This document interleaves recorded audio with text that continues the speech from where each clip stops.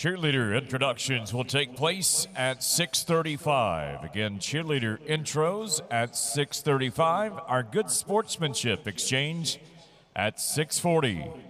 Again, cheerleader introductions at 6:35 and the GSL exchange at 6:40.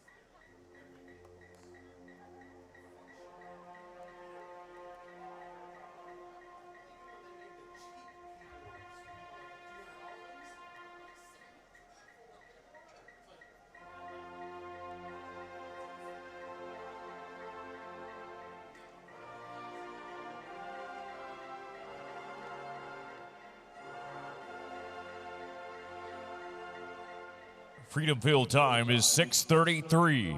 Cheerleader introductions will take place in 2 minutes. Cheerleader intros in 2 minutes. Good Sportsmanship League will take place at 6:40.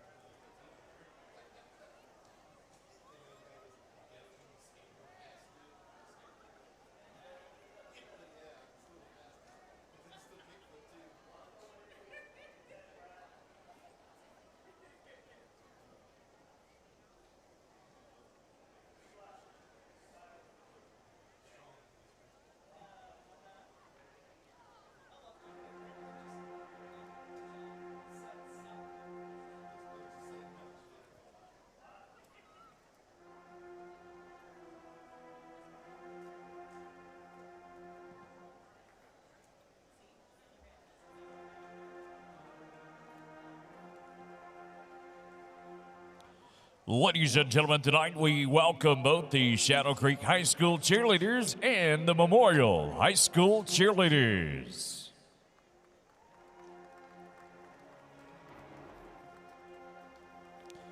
This time we present to you the Pasadena Memorial High School varsity cheerleaders. The Maverick Cheer program is under the direction of head coach Julie Mosh, assistant coach Veronica Santillanes. Special thank you to Principal Mike Adams, Assistant Principal Miss Harris, and the Pasadena Memorial Administration, PISD Athletics, the Maverick Cheer Parent Booster Club, and All-Star Revolution Gym for supporting the goals set forth for the program, coaches, and athletes. And now introducing your 2025-26 Pasadena Memorial Varsity Cheerleaders. Junior Alexis Daly. Junior Eden Brunson. Junior and NCAA All-American Alessandra Mata. Junior Aubrey Montano. Junior UCA All-American Itzel Rangel. Senior two-time All-American Lauren Garcia.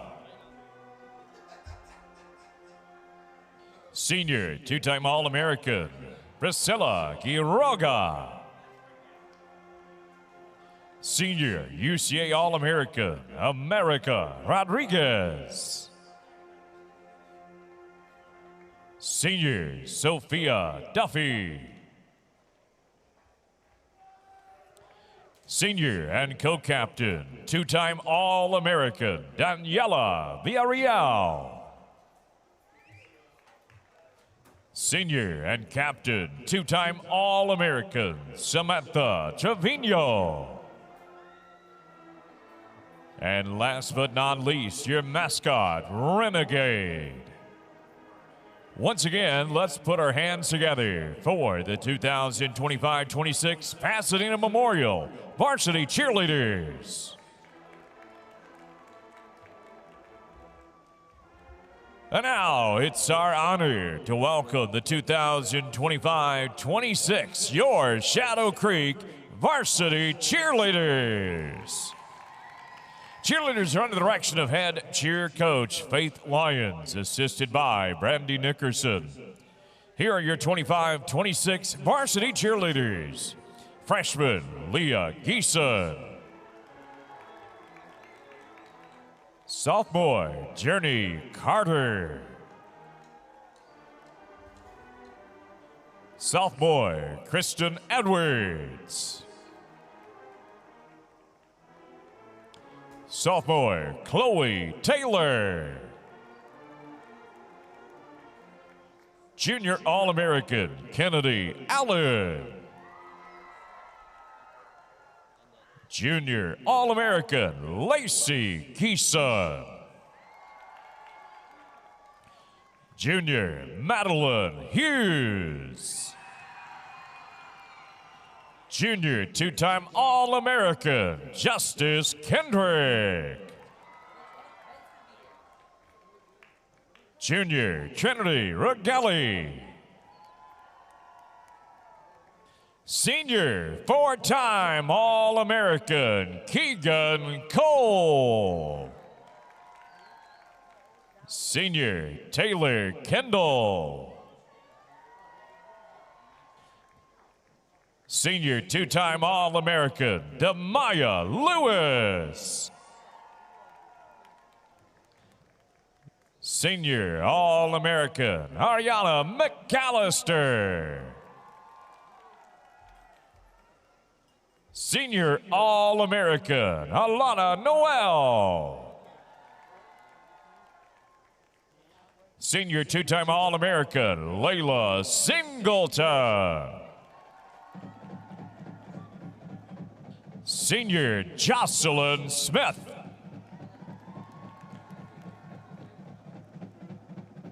Lastly, senior two-time All-American and two-time Best Mascot of the Year, Finn the Shark. Once again, put your hands together for your Shadow Creek Varsity Cheerleaders.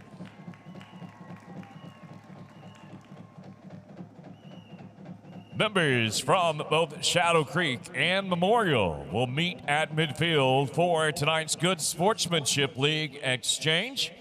From Shadow Creek, we have student council members Shasha Bowie, Minty Pham, Giselle Mitchell, and Similar Jacob. From Pasadena Memorial, you've got Shashley Davis, Karen Lopez, Arlie Maldonado, April Salazar, Jalen Martinez, Edgar Arredondo, Adam Monreal, Ryder Smith, Priscilla Quiroga, Lauren Garcia, Renegade, Delaney Garza, Sana Green, Nicole Diosdado, and Delilah Wynn.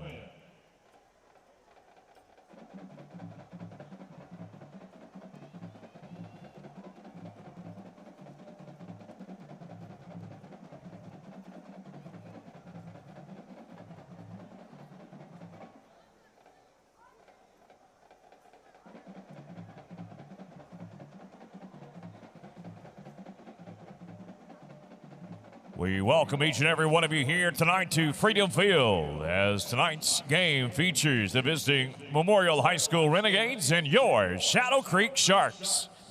Our game will be directed according to the rules and regulations of the University Interscholastic League.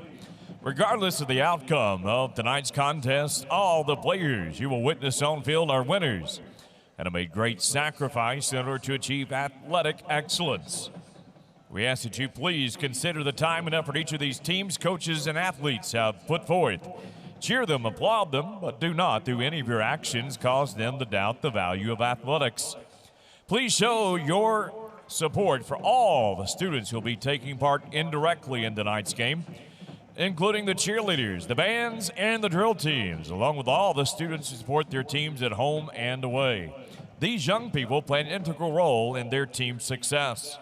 Officials for tonight's game will be mutually agreed upon by representatives from each school.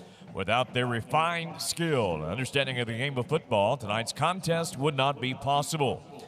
On behalf of all of us here at Alvin Independent School District, we thank you for your support of athletics. We hope you enjoy tonight's game.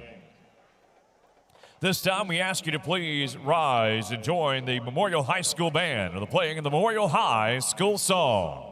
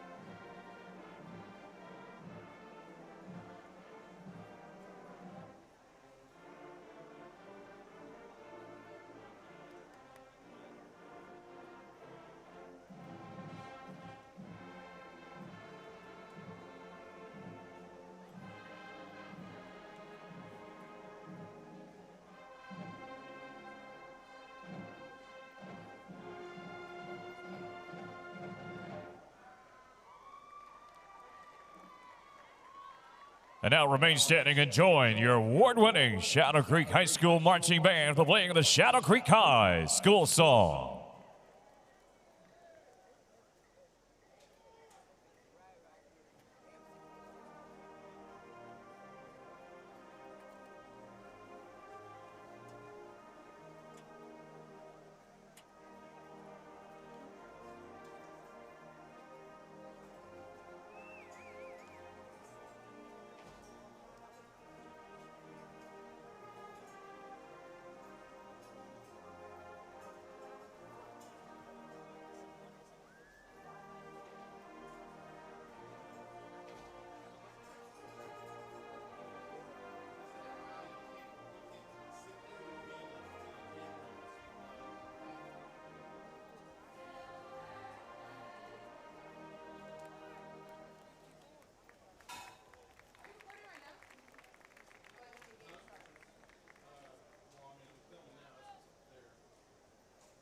And now, please turn your attention to the video board for a message from our Superintendent, Carol Nelson.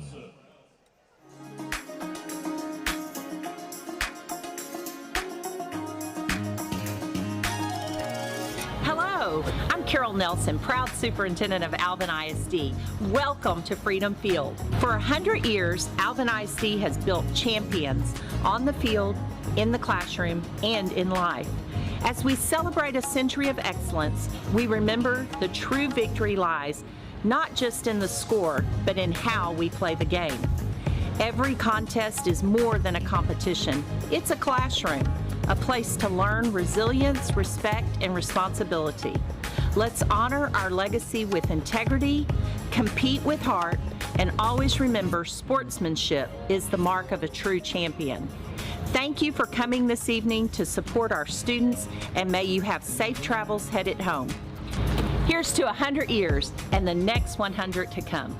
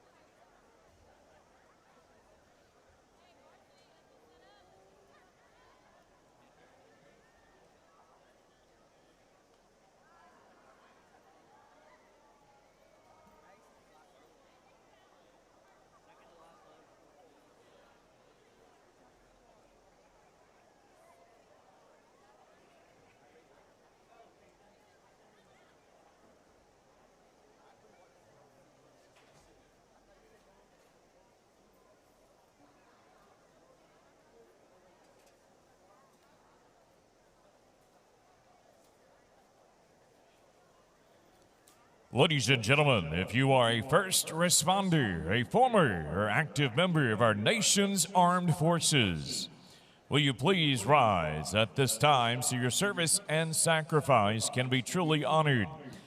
And at this time, football plans, please give a hearty round of applause, show our gratitude and appreciation for these servant leaders who give so much to our communities. Thank you.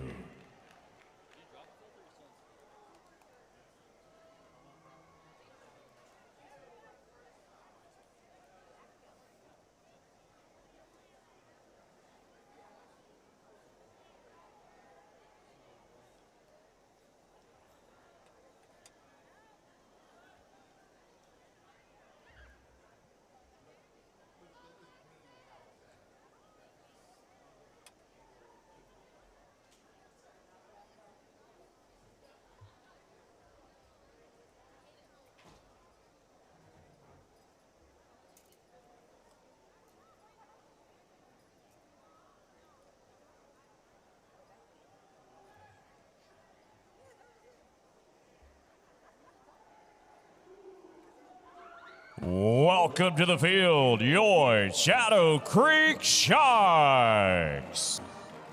And across the way, welcome the Memorial Renegades.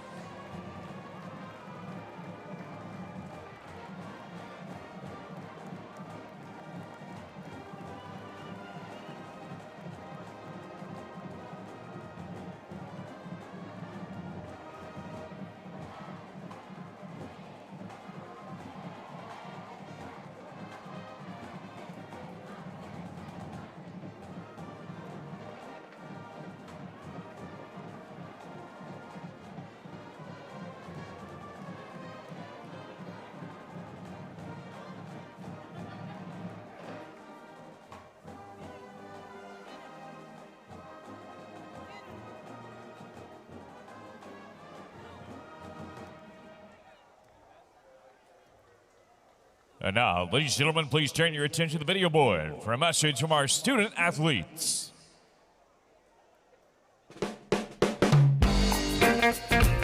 Hey, Mom. Hey, Dad. Hey, Mom. Hey, Dad. Hey, Mom and Dad. What's up, Shark fans? Get them up. Get them going. Hands up, Creek. Hey, Grandma. Hey, Aunt Sammy. Hey, sis. Hi, Mom. Hi, Dad. Hey, Mom and Dad. Hey, it's important, so listen up. I made a commitment to play the Texas way, so it's important to play with respect for others. I will not let my opponent become my enemy. I will not cheat or cut corners.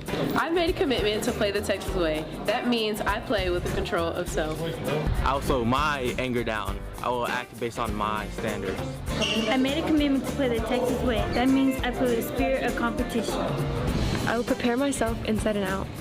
I will bounce back when I get knocked down, and I will compete with a passion to be my absolute best. So my question for you is this: will you commit to support me the Texas way? It means having my back. It means cheering loudly, but it doesn't mean putting other people down. It doesn't mean yelling at the ref, and it doesn't mean letting my passion become a distraction. You say it, Coach says it too. My actions are about more than just me. It's about representing the name on the front of the jersey and the name on the back. It's about more than the scoreboard. It's about using sports to become all that I can become, and having fun while I'm doing it. I couldn't do it without you, and I wouldn't want to. I made a commitment to the Texas way. Will you make it with me? Gentlemen, let us now observe a moment of silence in the spirit of tonight's competition. This time, let us all remember and acknowledge the prevailing sense of fair play and the safety of all players, coaches, parents, officials, and spectators involved tonight.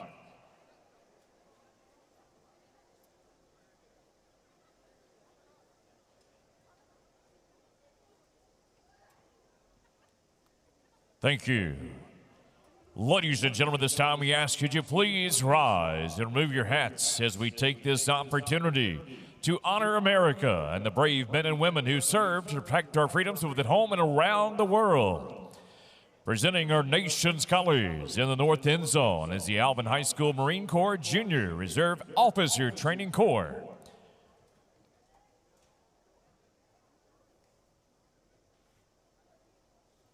And now, singing our national anthem here tonight, our juniors and seniors of the Shadow Creek High School Choir, under the direction of Danny Schwendak, Frankie Espinoza, and Jennifer Gallagher.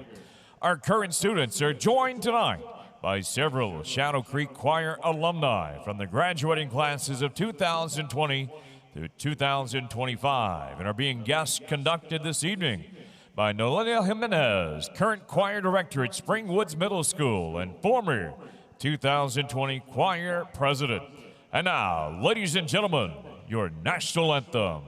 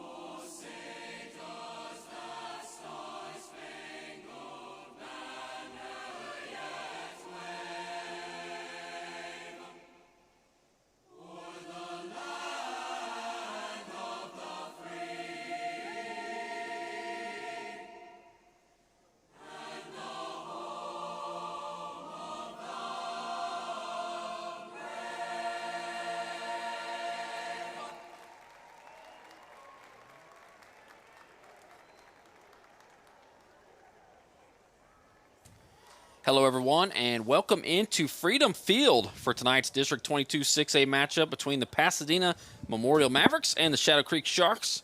I'm Evan Geiger. With me on the call tonight is Jeff Kemps. How you doing, Jeff? Doing well. Great to be here tonight with you, Evan. Yeah. Always beautiful Freedom Field. We'll see how great the game is tonight. We'll talk about these two teams a little more now. The Mavericks, they're coming into this one a 1-4 record. They're 0-3 in district play.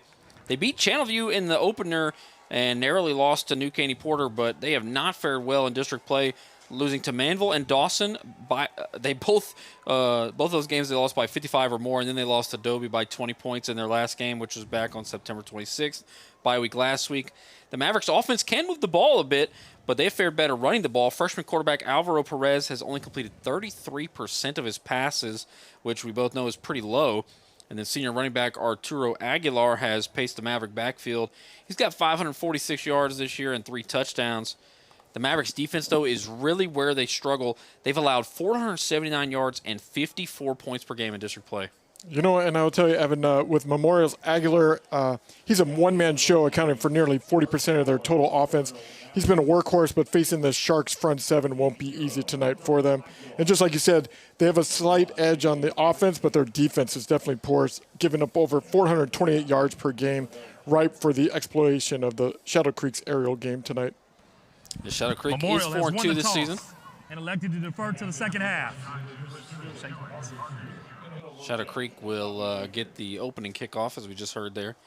And the Sharks, both their losses were good teams. Summer Creek, they lost by 5 points in the season opener. I was here with Mr. Carl Thies for that game, and that was a winnable game for the Sharks. And then Dawson, they lost in double overtime a couple weeks ago. Junior quarterback Tavis Coleman, he's been really good this year, leads the district with 1,200 passing yards and 16 touchdowns. That's double almost any other quarterback in the district. Junior back Tristan Willis, he looks like a running back, and he should get a good bulk of the work. He's pretty good back. And then the names to watch in the receiving game for Shadow Creek is sophomore receiver Jalen Adai. He's been great for this offense, leading the district in yards and touchdowns. And you cannot forget Chris Stewart, the UT commit, who is bound to go off in the game. He's just got 1 receiving touchdown this year. You're definitely right, Evan. The Shadow Creek offense outpaces Memorial in every metric tonight, particularly in the passing game. They averaged 207.33 yards a game to 102 for Memorial. And then you're right. I mean, definitely keep an eye on Coleman tonight. He's thrown for over 200 yards in the last 4 games this season.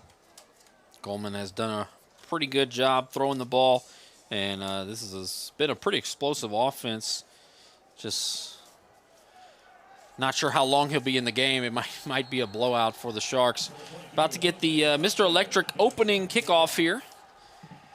The Mavericks will send it to the Sharks, and it's going to be an onside kick, and Memorial's going to get it.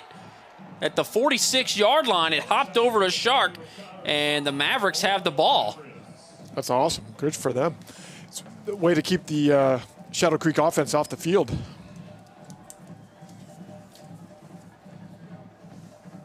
Looked like a pretty good kick. I believe that was Jose Sanchez on the onside kick. I didn't see who recovered it. But they are in Shark territory already. Ball at the 46-yard line. Alvaro Perez will start empty. An offense that hasn't had a ton of success throwing the ball, and they'll come out with an empty set to see the first play from scrimmage of the game. Shotgun snap. Perez looking to pass. Fires it, and it's going to be batted away by Sherrard. Sherrard, a really good long cornerback. Sherrard is 6'2". It looked like Denton Scott, who came in on a blitz there on the right side, put the pressure on him to get that ball out quicker than he wanted to. Second down and 10. I was a little surprised to see him come out an empty set. Mentioned how impactful Arturo Aguilar has been.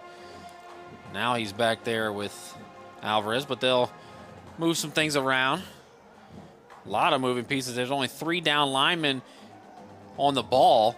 Play clock is at 6, and now Pasadena Memorial will call a timeout. True, that was strange looking right there.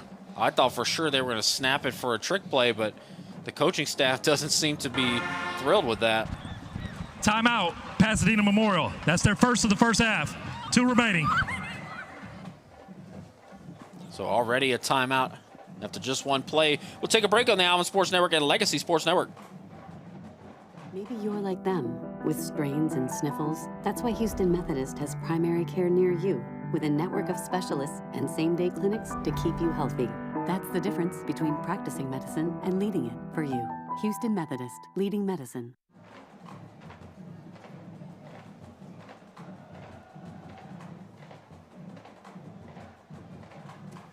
$11:51 to go in the first quarter. Probably the fastest timeout I've seen all year. Just one incomplete pass into the ball game, and Pasadena Memorial had to use one as we saw what appeared to be a trick play upcoming, and they didn't snap the ball. Elected for a timeout.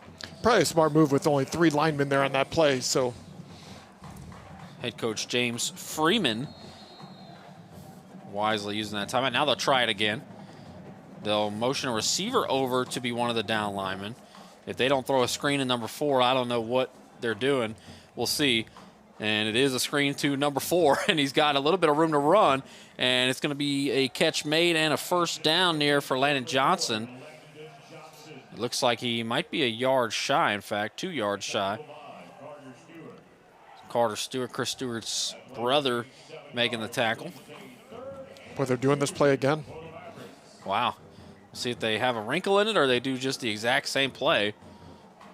They'll move a couple of Sharks over to that side. I don't think you have to worry too much about 17 down here on the bottom of your screen, but they do it again, and it's tipped, and it's still caught, and a first down there for Johnson. Johnson listed as a quarterback at 6'4", nearly 200-pound junior out there making a couple of catches in a row, and I think it's clear to everybody in the building they're going to throw it to number 4, and they did back-to-back plays. Yeah, back-to-back plays, and there's a chance they could get intercepted if they're not careful here. That ball almost got tipped on the last play, so they know it's coming that direction. They would be smart if they went down to number 17 on the near side here. Shadow Creek has some pretty good cornerbacks, and they'll do it again. Wow. This time it's going to be a trick play, a double pass firing, and has a man. It looks like it was caught down at the 3-yard line. Fantastic play. Wow. Wow, that was great. Catch made by, I think, Joseph Hernandez, or was it Hayden Gonzalez? Hayden Gonzalez making the catch. The double pass, they go to the quarterback, and that was executed to perfection. The catch was actually made by Delton Branch, and a big play there. Landon Johnson plays wide receiver and quarterback, so you can see he could throw the ball. That was a great pass by him there. Put it on the money, and the catch made by Delton Branch through contact. We'll see what Memorial will do here. First and goal from the 2-yard line. They run it right side to Aguilar, and he powers his way in. A touchdown already for Aguilar, and the Mavericks lead 6-0. A little surprising first couple of minutes here at Freedom Field. 4 plays, 46 yards, and 5 plays, 46 yards, and a touchdown for Memorial. What a great first drive here to start the game to get themselves on the scoreboard. Really capitalized by the trick play on the double pass from Alvarez to Johnson. Down to Branch, and here's the extra point. The kick is up, and it is good. 7-7 after the extra point there from Jose Sanchez, the junior kicker. 7-0. Pasadena Memorial.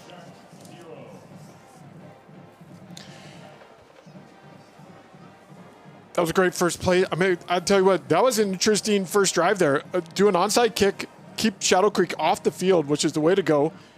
Do this incredibly strange play with 3 linemen and 5 guys on the far side, throwing to Landon Johnson on each play. Boy, Landon, what a great pass, though, down the field. It was a 40-yard pass that he threw there. Get right on the scoreboard to start this game with that happened in under 2 minutes started the first quarter here, which was a great drive by them. Jeff, I saw on the Animal Planet if a shark swims up to you, you're supposed to punch it in the nose, and I think that's what the Mavericks did there. Hit you right away with the onside kick and then a couple of trick plays. 3 straight trick plays, but... Well, let's see if they're going to do this again. I mean, this is one way to keep them off the field. Do another onside kick. I bet Shadow Creek's ready for it on this play. Adai's back to return. Deep. Looking for Chris Stewart. We'll see what they do this time. Kick from Sanchez is going to be a squibber, and it's going to be fielded at the 28-yard line, and Sharks have a lot of speed, but they're cut down at the 41. Return man there was Aiden Starling.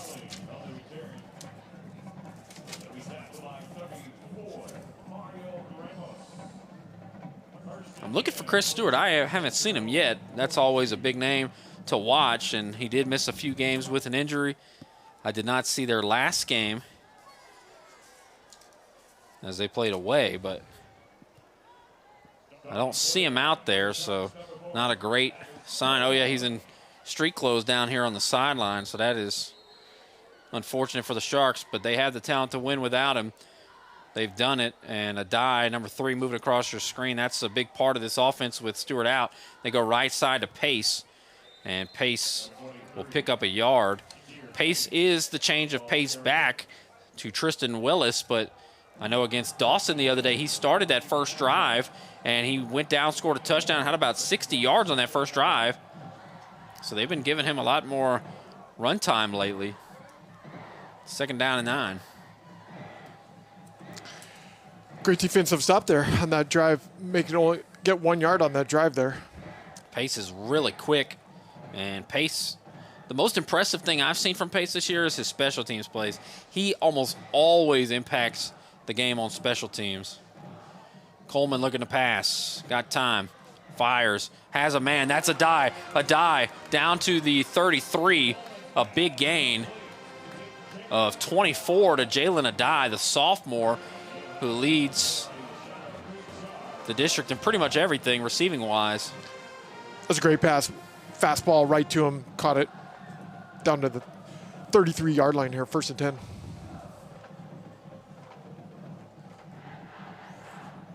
Coleman pulls it himself, is going to run, and wrapped up from behind. A nice open field tackle there by Max Cazares. It looks like a gain of 3. I did not realize that the Mavericks did the Seminole War chant, but we're hearing it. As a Florida State fan, I've never heard a team that wasn't Native American related mascot doing the war chant, but there it is. 2nd down and 7 from the 30, and Coleman hands to Pace, and Pace slips a tackle. Pace down the left sideline. Pace slips another tackle. Pace with a nasty juke move, and he is in. Josier Pace. What a run. Boy, he made 4 guys miss. 2 guys tried to tackle him, then he juked a guy, then did another juke on a guy. What a great run there down the sidelines. Tristan Willis, who's also in plainclothes there and a boot on his left foot. See why Pace replacing Willis. What a nice run there for him. Jeff, I think Shadow Creek probably thinks that they're going to rest some of these guys that normally are starters. This would be the team to do it against, as here's the extra point. Nick Sines makes it 7-7. And how about the run from Josier Pace of 30 yards? That was a fantastic run. The fact he broke a tackle at about the 27-yard line, broke one more tackle at about the 20. Then he made a nice juke move into the right, then made another juke move out on the sideline, and easily touchdown. Pace has become one of my favorite high school running backs to watch. I can't tell you how many times he's been the first guy downfield on a kickoff and just leveled the returner. He's making plays in all sides of the ball this season, and then getting some more carries the last couple of weeks. Obviously, Willis banged up, has a cast on his foot, or a boot. And Pace, he's only a junior running back, 5'9", 180. Kid's got some speed to him as well. Plays hard for a skinnier back, I'd say. Willis is a more stout, physical running back with the real thick thighs like you would imagine. 7-7, 8:15 to go in the first quarter, and Shadow Creek will kick it deep.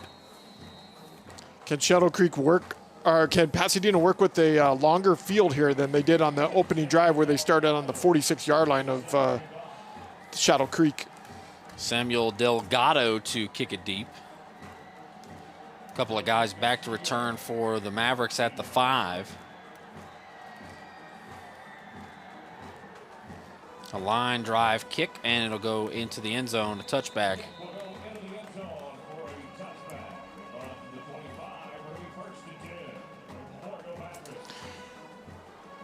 So, Evan, the question is, what are they going to do? Are they going to do these trick plays again like we just saw? 3 trick plays in a row on the last drive for Pasadena? Or are they going to come out and do normal formation with running backs in the backfield and shotgun formation?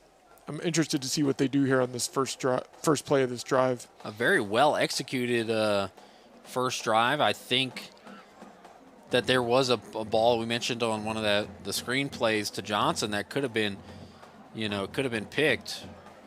But other than that, a really well executed drive. And I think really the best play of the game so far was the double pass from Landon Johnson to Delton Branch. They'll come out empty again. This is how they started the first play of the last drive. It ended in an incomplete pass. We'll see if they motion anybody in or they snap it empty. Alvarez will take a shotgun snap, looking to pass, firing deep, and overthrows his man. That's a good pass, just overthrew him. Looks like he was going for Joseph Castillo, who's listed as a defensive back at 5'8", 150 pounds, but out there running routes for the Mavericks. We talked about it earlier. The quarterback here, he only completes normally 33% of their passes during the season. That one just overthrew him. Alvarez is a true freshman. Obviously, he's got some growing to do, but they'll line up in this trick play formation again. This time they're on the near side doing this. A very short side of the field, not the best way to do a screen. And now Alvarez is going to take off and run. He's got one man to beat, and I don't think he's going to do is he just throws it to his coaching staff, as Evan Moorhead is a really good linebacker, and he wasn't going to let him go anywhere there. Though, he rolled left there and had the opportunity. If he had set for a moment, he could have thrown that ball to Logan Johnson, who was running down the field. If he had been able to get that pass down there, could have been successful, but instead he just threw it away. Smart move. Pasadena has Logan Johnson, number 8, and Landon Johnson on the field. We saw Landon Johnson with that pass earlier. Logan Johnson is also listed as a quarterback. I think Logan was the quarterback last year. I have to look over my records from last year, but 3rd down and 10 here. 8:05 to go. A couple of incomplete passes. 2 on the play clock. Shotgun snap, they hand off to Aguilar. Aguilar with a nice run, and he gets up near the first down marker. Looks like they'll give him a yard shy, maybe. It looks like 4th and 1. Aguilar is the number 3 running back in the district, running 546 yards on the season, 6.91 carries. He's carried the ball 79 times this season. The kid's a workhorse. Looked pretty good in his 2 carries, 11 yards and a touchdown. Could have went further on the 2-yard touchdown, but there was nowhere else to go. He already crossed the goal line. Nice run there on 3rd and 10. Obviously, the Sharks not expecting it. It looks like Pasadena will go for it on 4th and 1. They still are not huddled yet, and they're going to have to use another timeout. They will. So Pasadena Memorial takes a timeout with 7:15 to go. Timeout called by Pasadena Memorial. That's their 2nd of the first half. They have 1 remaining. I don't know if they hang in this ball game for a while. They might need that timeout. They're going to definitely they want to keep the Sharks offense off the field, so they want to see if they can take the time of possession. So this is a risky call to go for 4th down here, 4th and 1 on your own 34-yard line. But if they successfully complete it, that'll be great. If not, they definitely gave a short field to the Sharks. Yeah, the Sharks don't need any help scoring either. They have put a lot of points on the board this year, even against some tough teams. Shadow Creek has not had a very easy schedule. Summer Creek, Dawson, Manville in there. I believe both teams have played the same 3 teams in district play. And Memorial, their one game that they won this season was against Channelview. First game of the season, they beat them. Channelview coached by Jalen Hurt's father, former Channelview Eagle. It's 4th down and 1. Ball's at the 34. Need to get to the 35. 2 receivers left, 1 to the right. They've got a a fullback or a tight end just behind the line, and the running back is Aguilar. They'll hand it to Aguilar, and Aguilar is met, and he is not going to get it. A loss of a yard and a turnover on downs, so Shadow Creek with a big stop. Nathan Harris and Denham Scott right there to stop him to make it so he couldn't get any yardage on it. It's going to be a turnover of downs and short field for the Sharks here on their second possession of the first quarter. Pasadena Memorial with a really good opening drive. That time they turn it over on downs, and Shadow Creek already in a position to try to add another touchdown with Jasir Pace on the right hip of Tavis Coleman. Two receivers on each side. And Coleman throws a quick screen out there. Nobody there down the right sideline and out of bounds after a pickup of maybe 6 or 7. Tavion Blackman running over there as fast as he possibly could to get over there in position because there was nobody there to covering that wide receiver. Maddox Petrie on that catch. That's the first time I've said his name this year. Getting some playing time with a couple of Sharks banged up.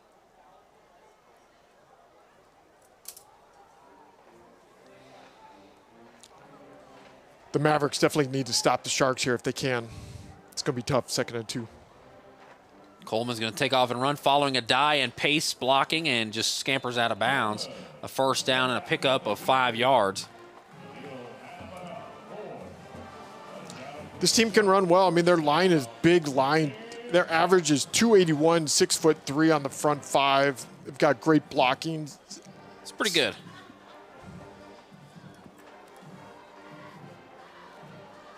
Sharks are very good at running and passing. Hard offense to stop. They've hurt themselves with some turnovers this year, but other than that, they can really... Oh, look at Pace. Oh, that was picked off. And down at the 1 yard line, Coleman underthrew it. Who got that pick? It was Logan Gerber who got it. You know, I saw that play happening. Pace put his hand up in the air to call for the pass. You can see it right here. He calls for his hand there, and here comes Gerber, who just jumps in the air and did a great job catching with 2 hands, and they bring down the ball at the 2 yard line. Gerber, a ball hawk there, and a really nice grab for the defensive back, but that'll put Pasadena Memorial at the 2 yard line, and you do have to worry about a safety here. I'm sure Aguilar is going to get the ball here to get himself out of this back at the end zone here on this first play of the game. Can't do anything too tricky, and we'll see if they come out in more of a power formation and try to get away from their own end zone. That's a great defensive stop. I mean, wow. That did not think that was going to happen. Pace was wide open there for that touchdown, but great play there by Gerber. A very power formation here. They might have too many guys on the... I'm trying to think how many guys they have on the field there. And there is a flag. I want to say it's either a false start or an offsides. Looked like the Sharks jumped off sides, but we're going to find out. They did have 11 on the field, but it was an interesting formation. I was trying to count them real quick. We'll see what the flag is. False start on the offense. Half the distance, still first down. So now it's going to be first down and 11 from the 1. So even more concern for a safety here. It looked like they were going to pass it on first down from their own 2. So 99 yards of field in front of them. 6:47 to go in the first quarter. 7-7, but Shadow Creek could take the lead with the safety here. Heavy formation, and they're going to hand it off left side. A nice run there by Aguilar to get away from the goal line. Aguilar going over his left guard, left tackle there, and made a nice little cut back in. Got a nice 6 yard gain there. Second down and 4. They'll try to go quick. They hand it off to Aguilar. Aguilar was near the line of gain, and he fumbled. Looks like Shadow Creek came away with the ball, and they'll say they have it. That is Langston Taylor, the linebacker, and the holder coming away with it, and we'll see if we got a replay of that. That was a big scrum down there. And just like that, another turnover. Aguilar with the ball, going right up the middle. Does he get punched out? Number 55 is able to get his hand in it and knock it out. That's that was Denham Denham Scott. Junior nose guard, 6 foot, 255, got his hand in there and was able to knock the ball out of Aguilar. Boy, they've got great field position now, starting with the ball in the 7. They did not take advantage when they started at the 33, throwing a pick at the 2-yard line. A really nice pick there by Gerber just a moment ago, but this is pretty hard to mess up. First and goal from the 7. Hand off to Pace. Pace going right side. Oh, and he's easily going to be in. Pace with a touchdown, but a flag comes in. I'm guessing it's going to be a hold. Yeah, the hold will wipe it away. We have a hold. Number 77 offense. 10-yard penalty, still first down. Braylon Reed, the junior offensive lineman, 6'3", 285 with the infraction. That'll move him back. That hurts a bit. Be first and goal from the 17. Sharks can still score, but it's going to be harder. Just to mention, I don't know what you've seen of the Sharks this year, but they lost the game to Dawson in double overtime, and a big reason why is they could not kick field goals, so they're going to try to score a touchdown every drive. Here's a handoff to Pace right at the middle, and Pace is back to the original line of scrimmage, if not a yard further, down to the 6. So it'll be second and goal from the 6, and Pace with an 11-yard carry. Good run there. Blackman and Gerber were able to bring him down without being able to score that touchdown. He was on his way in if those two gentlemen didn't get him there.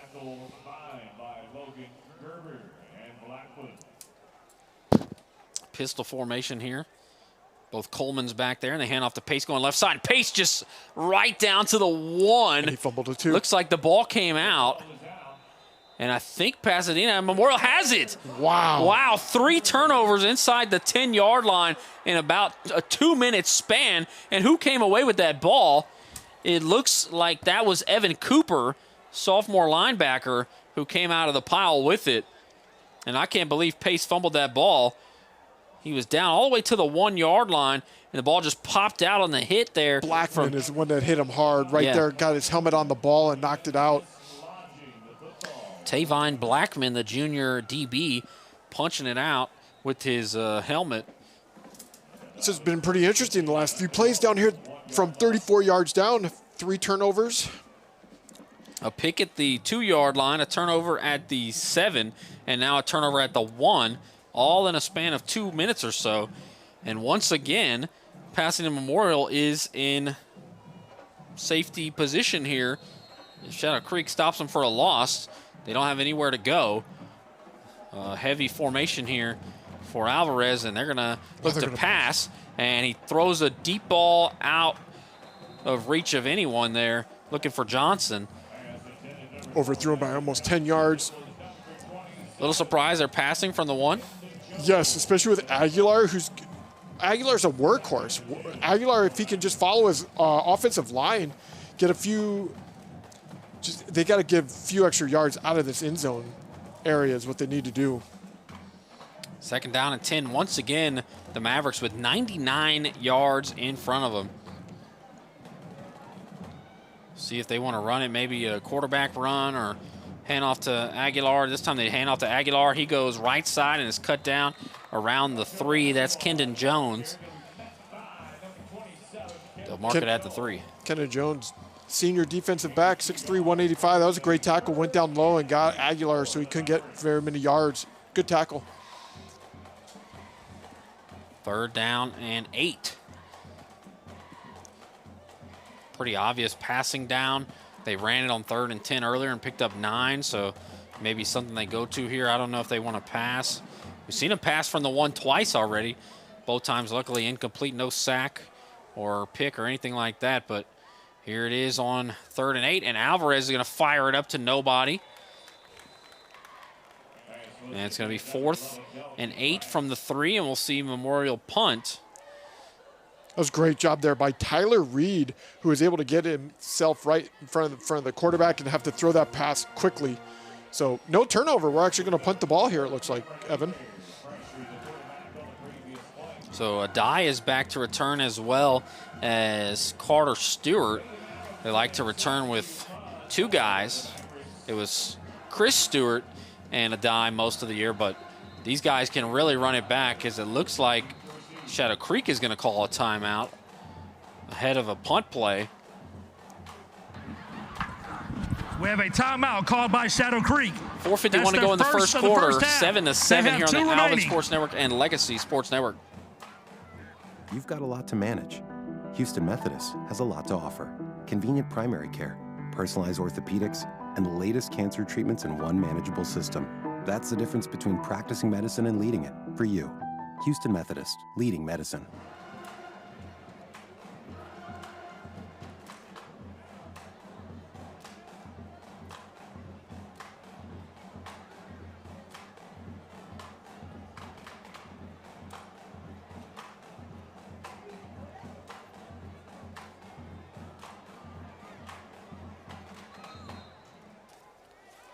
Seven to 7, 4:51 to go.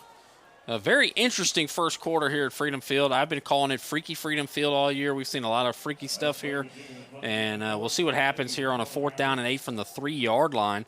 We'll see if Shadow Creek sends pressure and tries to get to the punter and block it.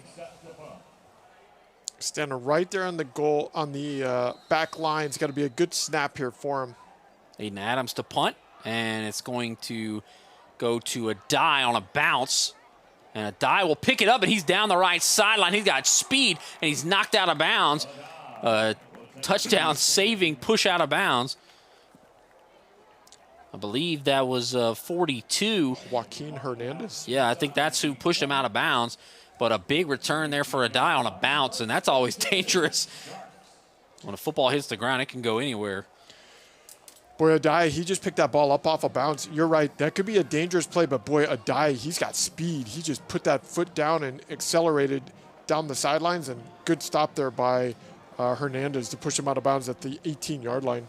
No doubt that Shadow Creek has a lot more team speed than Pasadena Memorial, but so far the Mavericks have done a good job to limit those opportunities for the Sharks to really fly down the field. And here's Coleman looking to pass.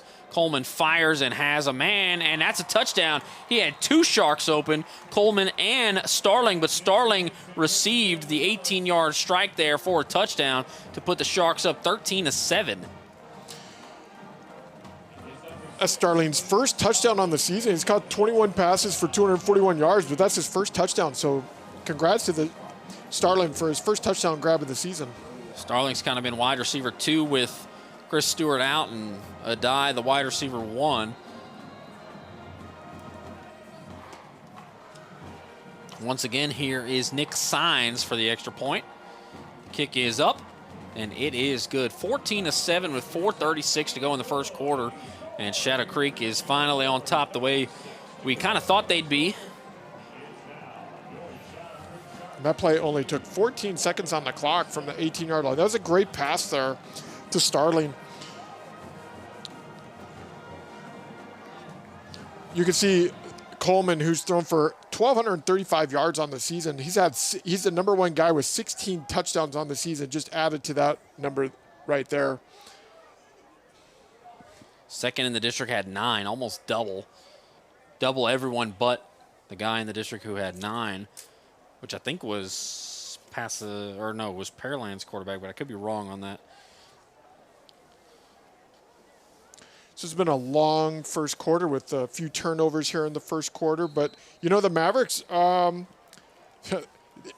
though they're only down by 7, they've actually done pretty good because they've made a couple turnovers here by the Sharks in this first quarter. So the Mavericks, even though they're only down by 7, they have an opportunity, but they've definitely got to be moving the chains is what they need to be doing here on this next drive. Could be a lot uglier. They turned it over at the 2 and at the 1. So you got to think of the amount of points they left on the field. Yep. And that's kind of been the name of the game for Shadow Creek this year. They are super talented across the board, but they have hurt themselves with some turnovers. Against Summer Creek in the season opener, Carl Thies and I had that game, and we could not stop lamenting on the fact that Shadow Creek had every opportunity to win the game, just made too many mistakes. Shadow Creek on the season, they had 5 interceptions and 5 fumbles coming into tonight's game, so they've had 10 turnovers already. That's too many. I'm sure Coach Tyrone Green not a fan of all the turnovers. See the kick. It's going to bounce bobbled there, picked up at the 10, and he's going to try to play it. They didn't blow it dead, and now he's walloped and pushed down. He was not ready to return that. That was Jaden Arispe the defensive back. And when you're standing still and people are flying at you, that's dangerous. That was very dangerous, yeah. He's lucky that they still have the ball here at the 10-yard line to start this drive. Well, Shadow Creek has definitely won the field position battle, I'll tell you that. Pasadena Memorial with another drive starting inside their own 20. Had a drive start at the 1, a drive start at the 2, a drive start at the 11, and then their opening drive started at the 46, and hey, that's the one they scored on. So it turns out field position matters.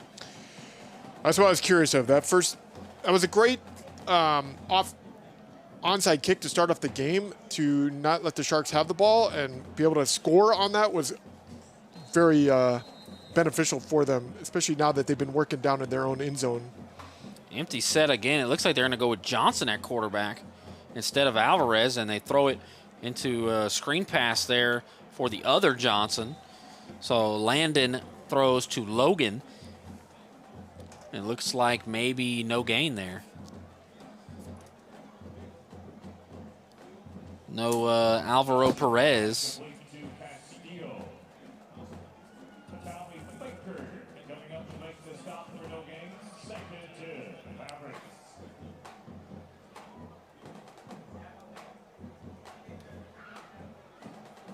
Landon Johnson in the shotgun on 2nd and 10 from the 11-yard line. They move a man over to the left side.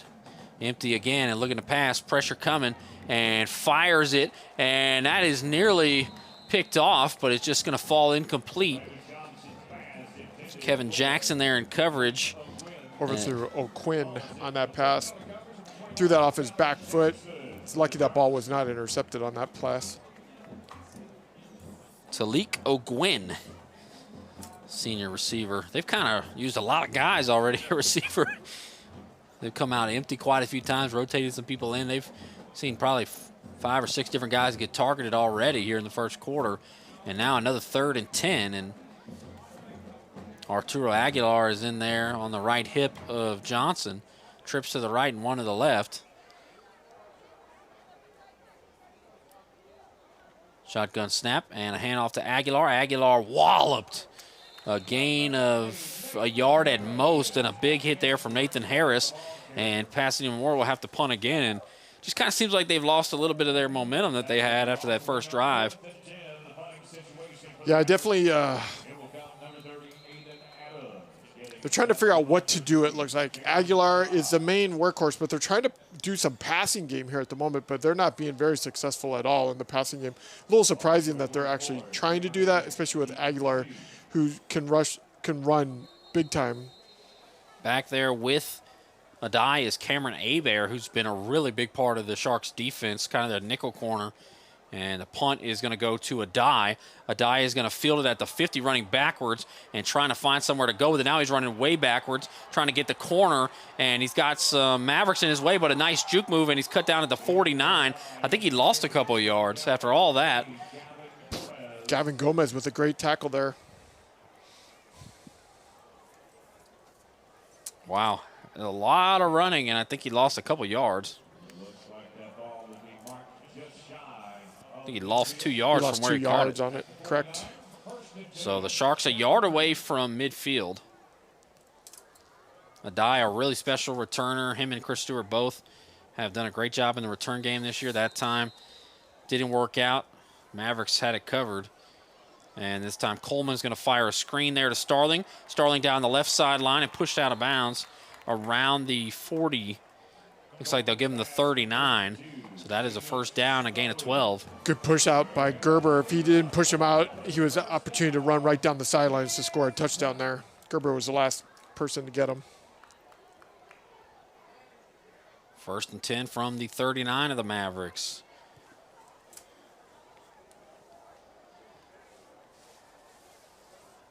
So that pistol formation again. It's going to be a handoff to Jasir Pace, and Pace is going to be dragged down. A nice tackle there. Once again, it looks like that was Max Cazares, the senior defensive lineman. Got his arm out there and was able to grab his jersey and bring him down. That was a pretty strong move. Gain of 1. I really thought the Sharks would be able to run the ball a little better against the Mavericks so far, but Offense hasn't been spectacular outside of those 2 scoring plays. We'll see if the Sharks can really start to get in rhythm. 2nd down and 9. Coleman, pressure in his face and blown up there. And once again, that was Max Cazares disrupting the play. And Coleman took a shot a little quicker than he thought, perhaps. See that replay. Cazares just untouched. Nobody touched him. No, untouched. Had to get that ball out quickly, trying to get it to Coleman there, but no way you could do that with a guy coming right in your face. 3rd down and 9 from the 38.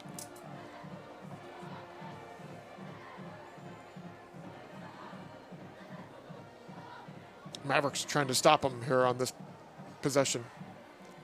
So go empty here. Looking to pass is Coleman. Coleman climbs the pocket, avoids a sack, and fires it to a wide open receiver down the right sideline. And he makes a man miss, and he's going to score a touchdown. That is Maddox Petrie. That's a great, boy, there was a blown coverage there. He's wide open along the sidelines and then was able to make that one guy miss and then just put his foot down and ran right down the sidelines to score the touchdown to give them the lead 20-7 with 1:43 left here in the first quarter. Coleman probably could have ran 20 yards by himself, but he elected to throw it to Petrie in a wise decision. As I mentioned, there was nobody there whatsoever. Here's the extra point from Signs to try to make it 21-7, and it's up, and it is good. With 1:43 to go, the Sharks lead by 14. Here's that replay. So Coleman avoids a sack here. He just slips out of it. He could have ran for 20 yards, but he drops out to Petrie. You saw nobody in the screen until he got to the 19-yard line. And that looked like, didn't see who that player was that he was able to avoid there along the sidelines. That was not a good play. That guy was just trying to push him out instead of tackling him. If you tried to tackle him, it would have been a better move. 21-7, and Shadow Creek will kick it off again. Already, I mean, Shadow Creek has a chance to have 35 points on the board here. It's 21-7. Obviously, they're leading and in control of this one, but hasn't been the cleanest first quarter, despite being up by 14 points. Those 5 plays only took a minute and 1 off the clock. We're still at 1:43 left here in the first quarter. This is a long first quarter with all the turnovers that we've had so far. 40 minutes. 40-minute first quarter. And it's not over yet. No, it's not even close. But the amount of turnovers that we've seen in this game so far has been pretty amazing, especially all of them so close down to the goal line.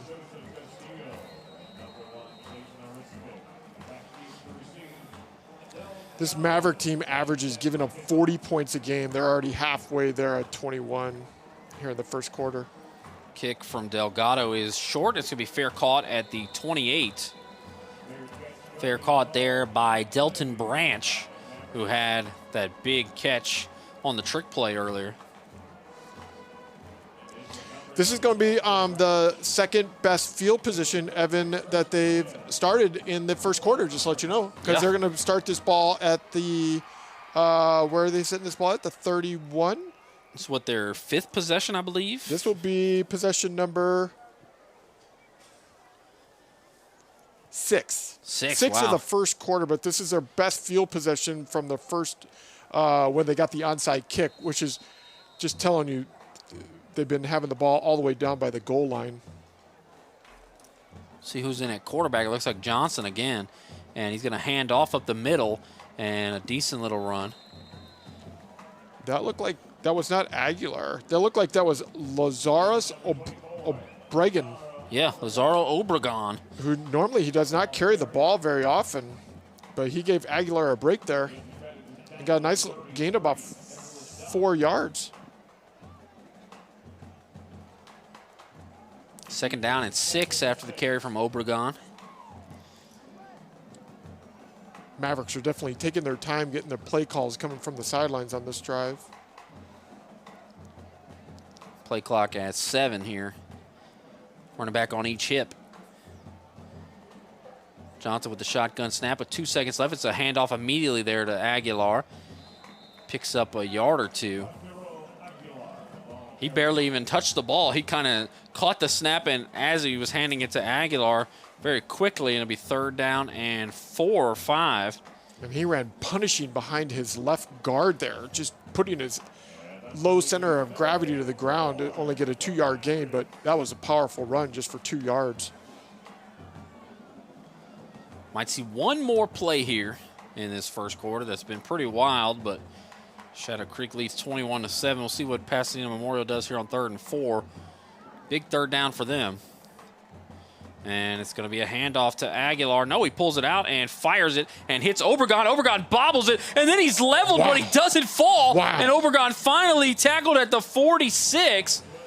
He bobbled it, and not having it sooner meant he had to feel the pain, but he kept his footing, and what a play that was. I'd love to see a replay of that. Here we go. Carter Stewart gets him hard here. Watch this. As he rolls right, finds him, he's going to bobble it and gets it quickly, and then he's going to get a hard hit by Carter, but he's able to stay on his feet and keep on going straight up the sidelines and get a few more yards. What a great play there by him.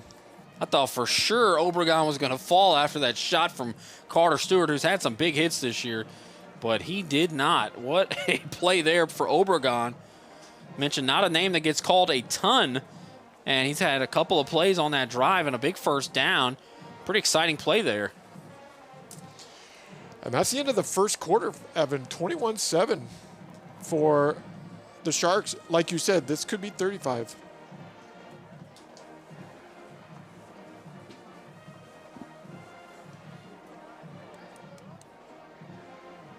So Sharks leading 21-7 here. Start of the second quarter coming up here.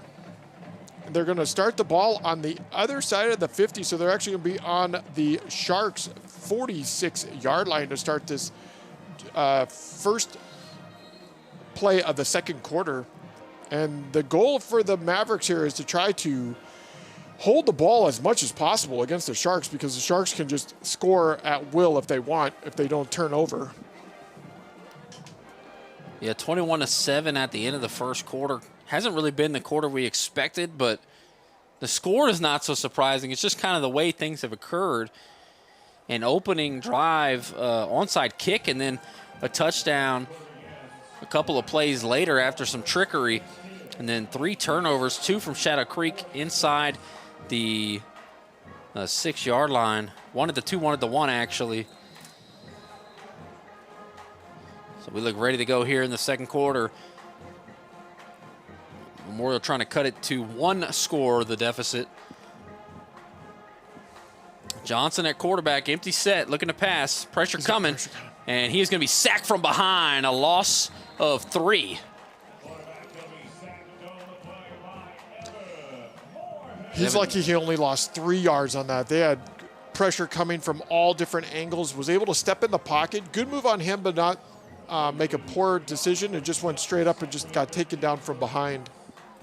Evan Moore had a really good linebacker for Shadow Creek, and we've seen Pasadena Memorial go empty quite a lot here, and if they're not going to get it out quick, it's going to be hard. They're not having backs or tight ends there to protect and chip, and really some free rushes on Johnson. Real tight formation on 2nd and 13. And it's going to be a handoff to Aguilar going right side. Aguilar picks up a couple, driving those feet back to the original line of scrimmage, a gain of 3. It'll be 3rd and 10. Isaiah Washington was able to get his hand on him just to slow him down just a little bit for the rest of the players to come and contain him, but was able to take Isaiah Washington with him for a little bit of a gain there as well. Down to the 46. Back to the original line of scrimmage where they were starting here on this first drive of the second quarter. So 3rd and 10, and likely 4 down territory if they can get a little closer to a first down. Tight formation again. Landon Johnson back there in the shotgun with Aguilar on the right hip, and he's looking to pass this time. Johnson fires over the middle. That ball's tipped and intercepted. Wow. And falling down is Sherrard, who made the pick. Another turnover. Both teams have 2. Both teams have forced an interception and a fumble. And there is Brandon Sherrard, who I think is a pretty good DB, 6'2", 175 junior, coming away with the pick off the tip ball. He tried to throw that in, and Carter was able to get his hand on it to be able to tip that ball. But what a great catch there by the Sharks to turn the ball over again. 4 turnovers in 14 minutes. pick and a fumble for both, and Sherrard with a nice play. Carter Stewart with a good job to force that. And a turnover once again, and the Sharks in business. It's going to be a handoff to Jasier Pace. He's got a little bit of room to run here. He's going to break away from a tackle, and Pace down the right sideline, and Gerber trips him up, but he finally gets down at the 28. A big run. That is 45 yards for Jasier Pace. Boy, he gets around the right tackle there and just put his foot down and gone. And boy, if Gerber didn't get a hand on him, he was going all the way. He still got 8 more yards after he got tripped up. You could see from the beginning of that play that it was going to be a good one. Now looking to pass is Coleman. Coleman running right. Coleman will switch directions. Pace trying to throw him a block. And Coleman's going to just jog away and drag down at the 20. I don't think he was running really hard. Didn't look like he was running that hard, but picks up about 8. That was a great run down there by the Maverick. He was coming from almost the near hash mark and was able to chase him down and get him from behind. That was a great tackle. Gain of 7. It's 2nd down and 3 from the 21. Coleman in the shotgun trying to get the Mavericks to jump off sides. Be about 9-minute mark after this ball is snapped. And looking to pass is Coleman. Coleman fires and hits a man, a diving catch towards the sideline there. That's Aiden Starling. And a first down. Give him a gain of 12. Or gain of 7, rather. My apologies. That was a good catch there by Starling. Had to dive a little bit to catch it, but good catch by him. First down and 10 from the 15.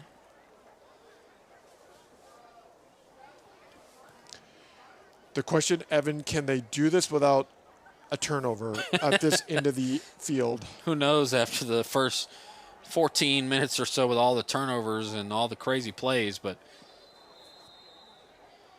it's going to be a timeout by Shadow Creek. You had 4 turnovers, but you also had an onside kick and you had a turnover on downs. I mean, if you really want to Shadow Creek calls their second timeout of the first half. They have 1 remaining. That's like 6 turnovers in itself. Take a break on the Alvin Sports Network and Legacy Sports Network. Be right back.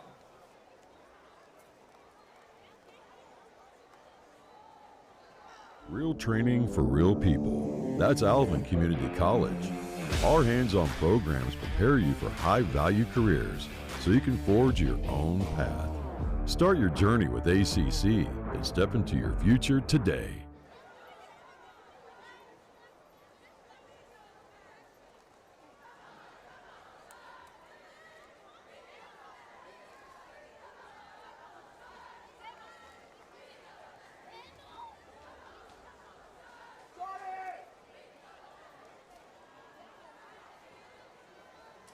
.8:31 to go in the second quarter. Evan Geiger and Jeff Kemps here on the Alvin Sports Network and Legacy Sports Network. It's going to be 1st and 10 from the 15. Shadow Creek trying to score again. Already in the red zone once more. It's been an interesting place on the field. Coleman with the shotgun snap looking to pass. Coleman is going to step up. Oh, he's going to step back, rolling right, and tries to throw it to his brother, Coleman, who is hit down at the 1. Did he get the touchdown? I think they'll say he's short. Coleman to Coleman connection. They've hooked up for a couple of touchdowns this year. But that time it's going to be stopped at the 1-inch line, it looks like. You know, that was a very mature play there by Coleman. He started running right, and then he saw the guy coming out. He saw his brother right there, and then waited for the defensive player to come a little bit forward towards him, and then threw it to his brother, who got down to the 1. Shotgun formation here on 1st and goal from the half-yard line. And Coleman throws a pass, and there's Adai. Adai leads the district in touchdown catches. Give him another one. Adai's going to win one-on-ones every time. And he sure does. How many touchdowns? He's got, 7 touchdowns this year? He had 6 coming into the game tonight. 552 all-purpose yards Adai has had before tonight's game. Nobody else in the district has more than 4 receiving touchdowns. Adai now up to 7. It is 27-7. A 20-point lead, trying to make it 21 with the extra point here from Signs. Bryce Coleman coming out there to block.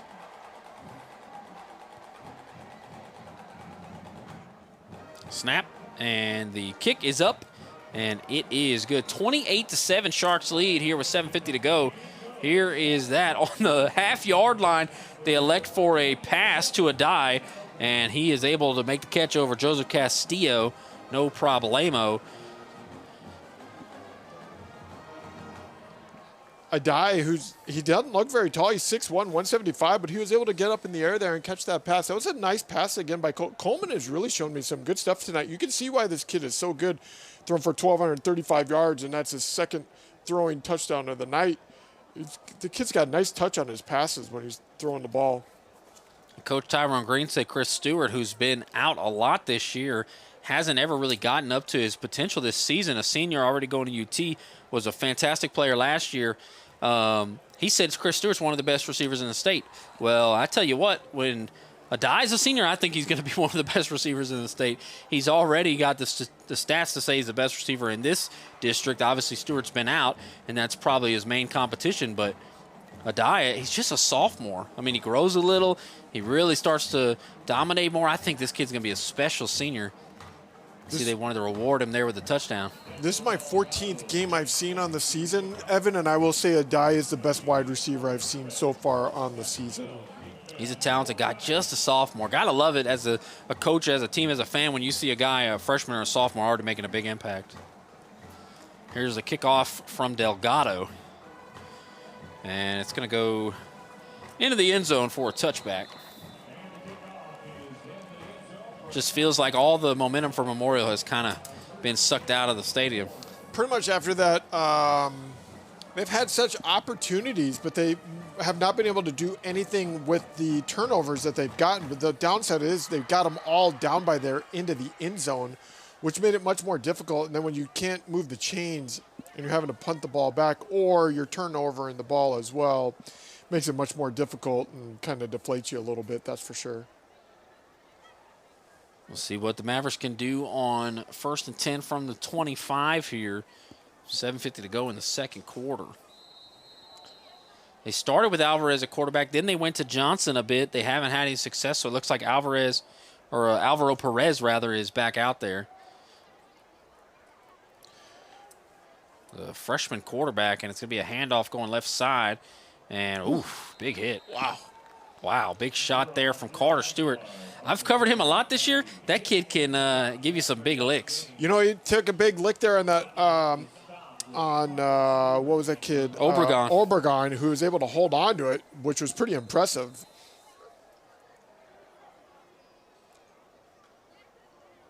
This is the 8th possession for the Mavericks, and they've only had one first down since that opening drive that they got on the onside kick. That's been the struggle for this team so far here in the first half. 2nd down and 9. It's going to be interesting to see how Pasadena Memorial tries to work their way out of this one. Alvaro Perez in there, quarterback for this drive, trips to the left, and he's going to go empty. Looking to pass is Perez. Perez going to take off and run.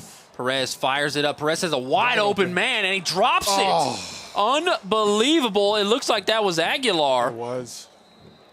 And that is a huge play that they absolutely needed. One of their best players, and there is somebody down. Is that Perez? I didn't see. I was watching the end of the play there. That was wide open by Aguilar. He was wide open for many seconds. Good job getting the pass to him. Too bad he was not able to hold on to it.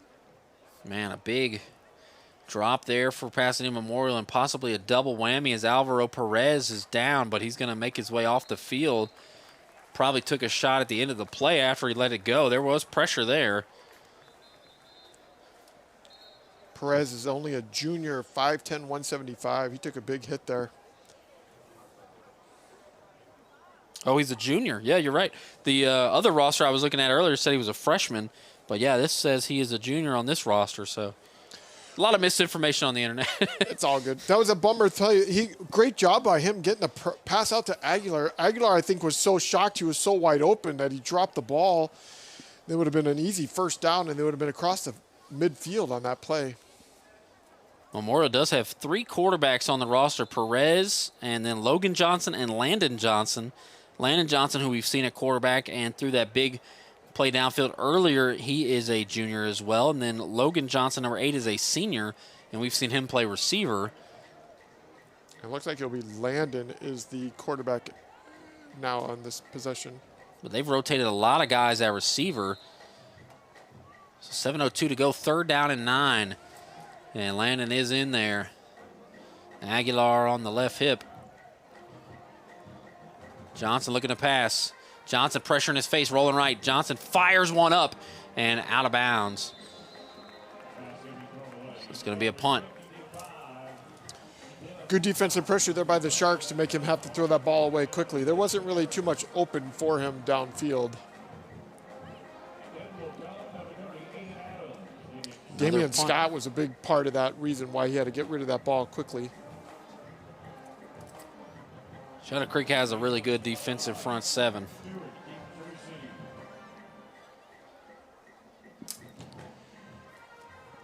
Back to return is Adai and Stewart. Carter Stewart back there. We'll see Memorial have to punt the play clock down to 7, and they don't look ready, so now a timeout called by Memorial. So they have no more timeouts here in this first half. Pasadena Memorial has called their 3rd and final timeout of the half. They are out of timeouts. You know, when Memorial has the ball, they're not running much time off the clock with these incomplete passes. That wasn't even 1 minute off the clock here on this last drive for them. They're giving the ball back to Shadow Creek with plenty of time to score another opportunity with 28-7 with 6:57 left to go here in the second quarter, where they average over 40-plus points a game. You a little shocked by how much they've thrown it and not run it? Shadow Creek? Pasadena Memorial. Yeah, especially with Aguilar, who runs the ball. I mean, they're averaging 173 yards a game on the ground, only 102 yards passing. I'm surprised that they're running or passing as much as they are. I mean, that one double trick play that they did early in the game was great, but they're not giving the ball to Aguilar at all to run, which is shocking. Had a couple of missed opportunities. Obviously, the open pass to Aguilar would have helped the stats. He was looking at about a 30-yard game when he dropped it, but in the ground game, he's been their most consistent option, and they really haven't run him much, kind of an afterthought in the offense. Here's the punt, and it looks like it's going to bounce in front of Carter Stewart, and Stewart is just going to let it roll out of bounds to the 32-yard line.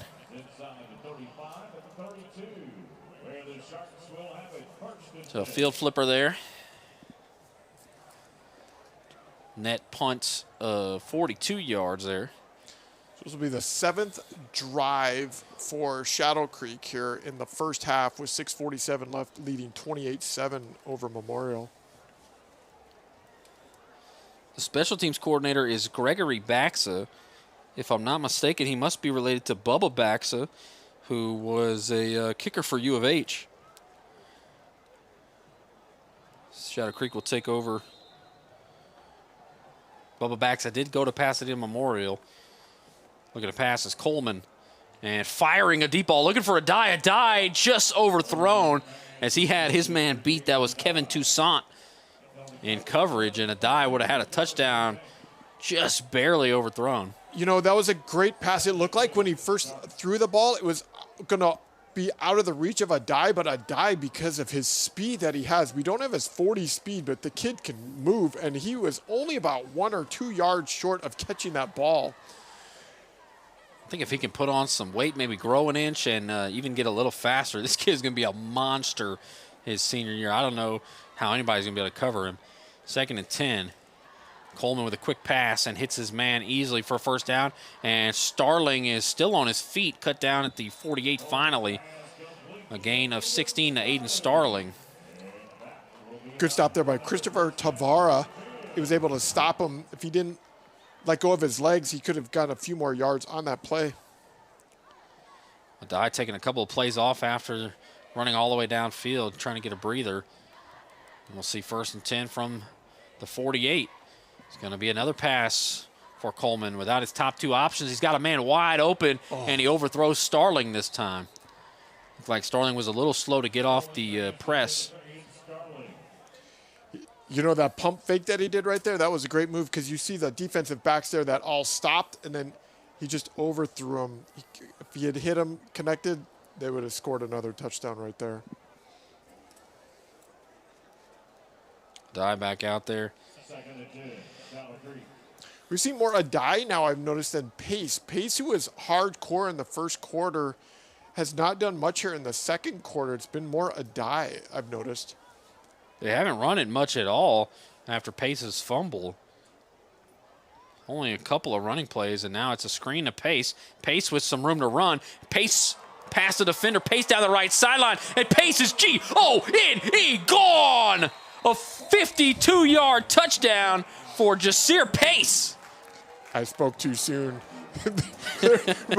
Threw that ball out to the flat to Pace, went around the corner, and he just put his foot down and just took off. 3 guys had the opportunity to catch him, and they weren't even close once he put his foot down on the ground and scored the touchdown to give them the lead 34-7 with 6:01 left here in the second quarter. Pace with a great play. Got great blocks on the edge, and it's 34-7. The extra point can make it 35-7. Kick is up, and it is good.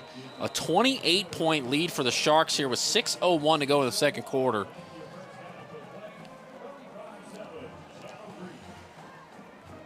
You know, like I said, we've been talking here, Evan, they're passing the ball. They're not running the ball at all. And it's all going to Adai, and then they threw that ball to Pace as well, who went around the right side.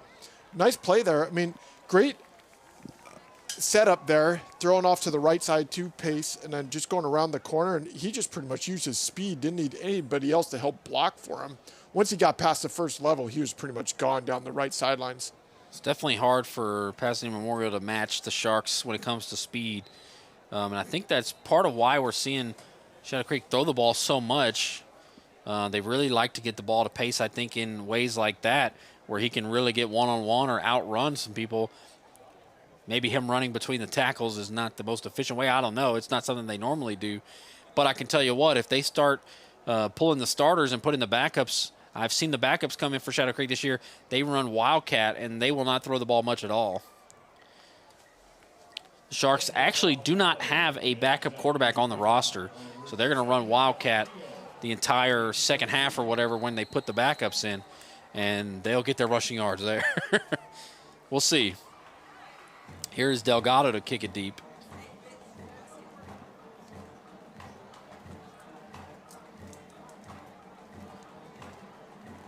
Kick is going to be caught. No, they'll let it go and bounce into the end zone. Looked like a very catchable kick.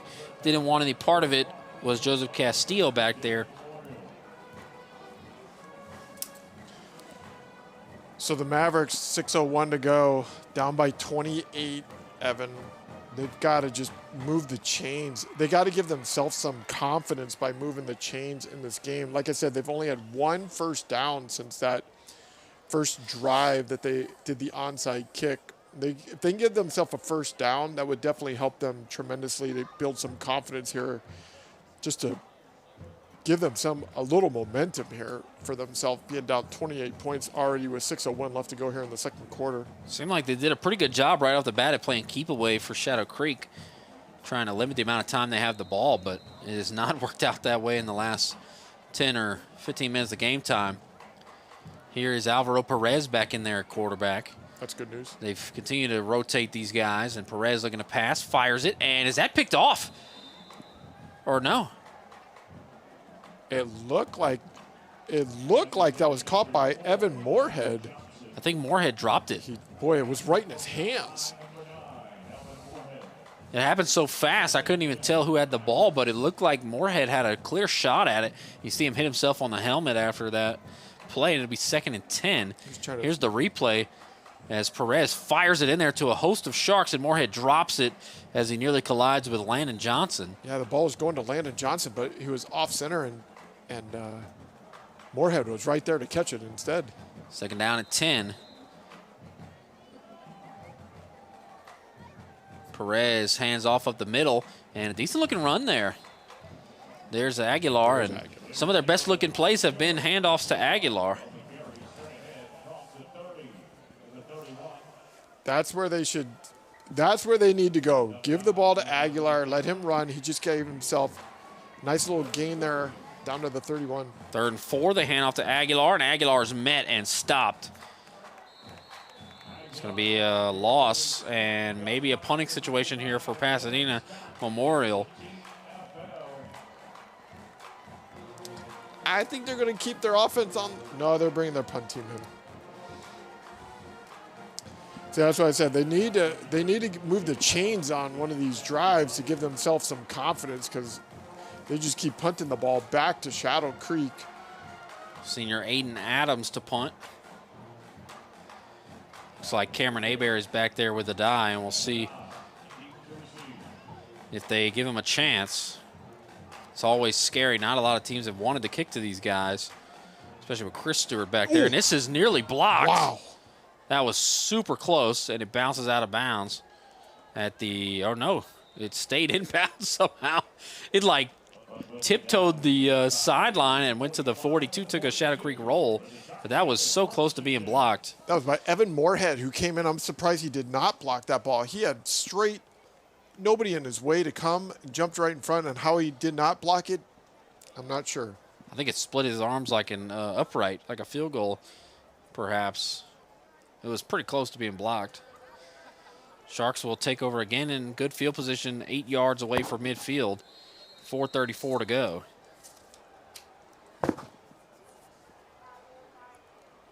Oh. There, that's going to be a flag. We'll see if it's offsides with a neutral zone infraction with contact. We'll see what it is. Maybe it's a false start, but I didn't see it. You got offsides on the defense. 5-yard penalty, still first down.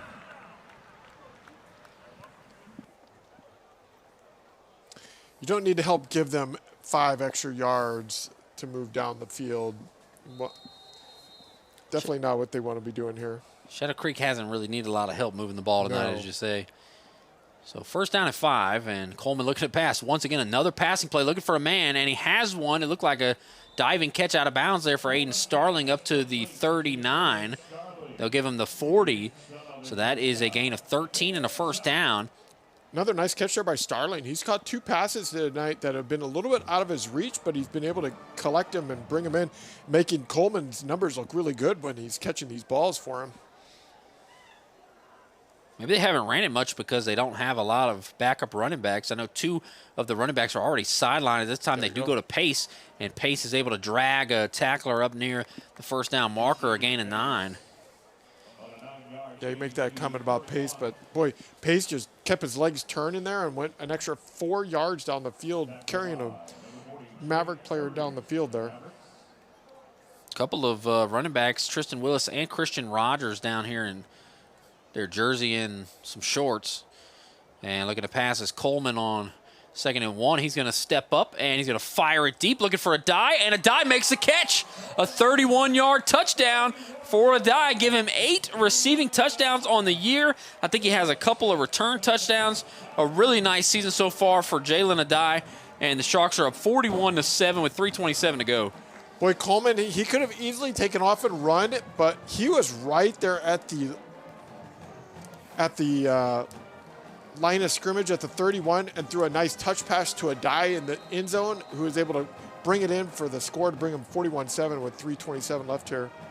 Signs to try to make it a 35-point lead. Kick is up, and it is good. 42-7, 3:27 to go before the half here on the Alvin Sports Network and Legacy Sports Network. We'll be right back.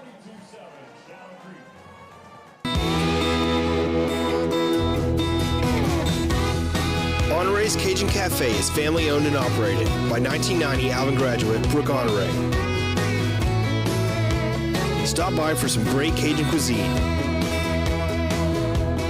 Honore's Cajun Cafe, proud supporter of Alvin ISD Athletics and tonight's Press Box food sponsor.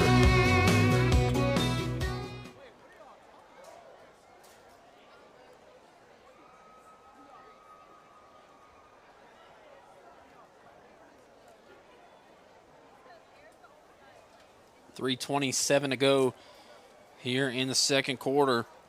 42-7 is the score. We had running into the kicker. That 5-yard penalty will be assessed on the kickoff. 5-yard penalty assessed on the kickoff, running into the kicker there. I want to tell you about tonight's team and individual stats. They're provided by the athleticsdepartment.com. They're a full-service provider of stats for high school and college teams. Coaches and athletic directors can contact them for more information. The athleticsdepartment.com are now signing up basketball, softball, and baseball teams for this school year. Correction. That penalty has been declined. Extra point is good. Oh, so the penalty's declined. Okay. Teams will make their way onto the field now. 42-7 Mavericks getting the ball back here. They need to give themselves some confidence going into halftime here and see if they can work the clock down. 3:27, so Shadow Creek can't get the ball back here in the second quarter to add more points to the scoreboard.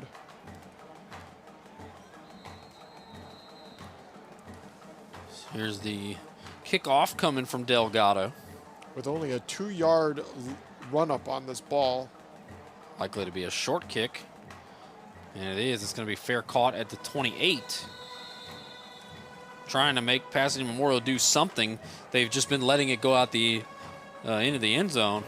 Fair catch that time by Delton Branch, who made a big play in the first drive and haven't really said his name since.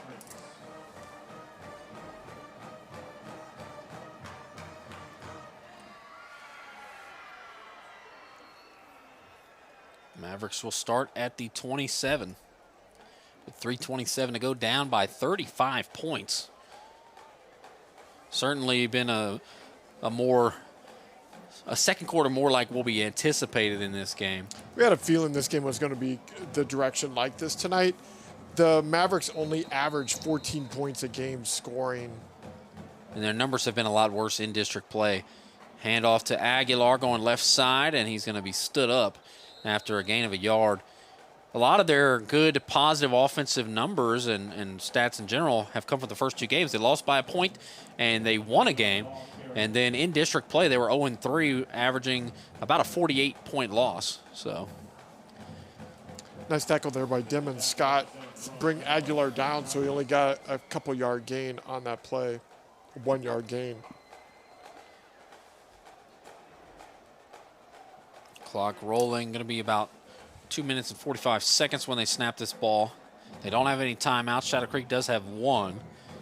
Don't know if they'll use it at some point, but Alvaro Perez in the shotgun. He's going to hand off, and nice little run by Aguilar to keep those feet moving and pick up a yard. It wasn't much there.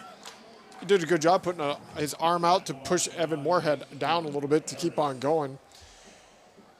Looked like a good run, but he's only down to the 29, only a 2-yard gain or a 1-yard gain. 3rd and 8 here. And they'll probably take it to the 2-minute timeout.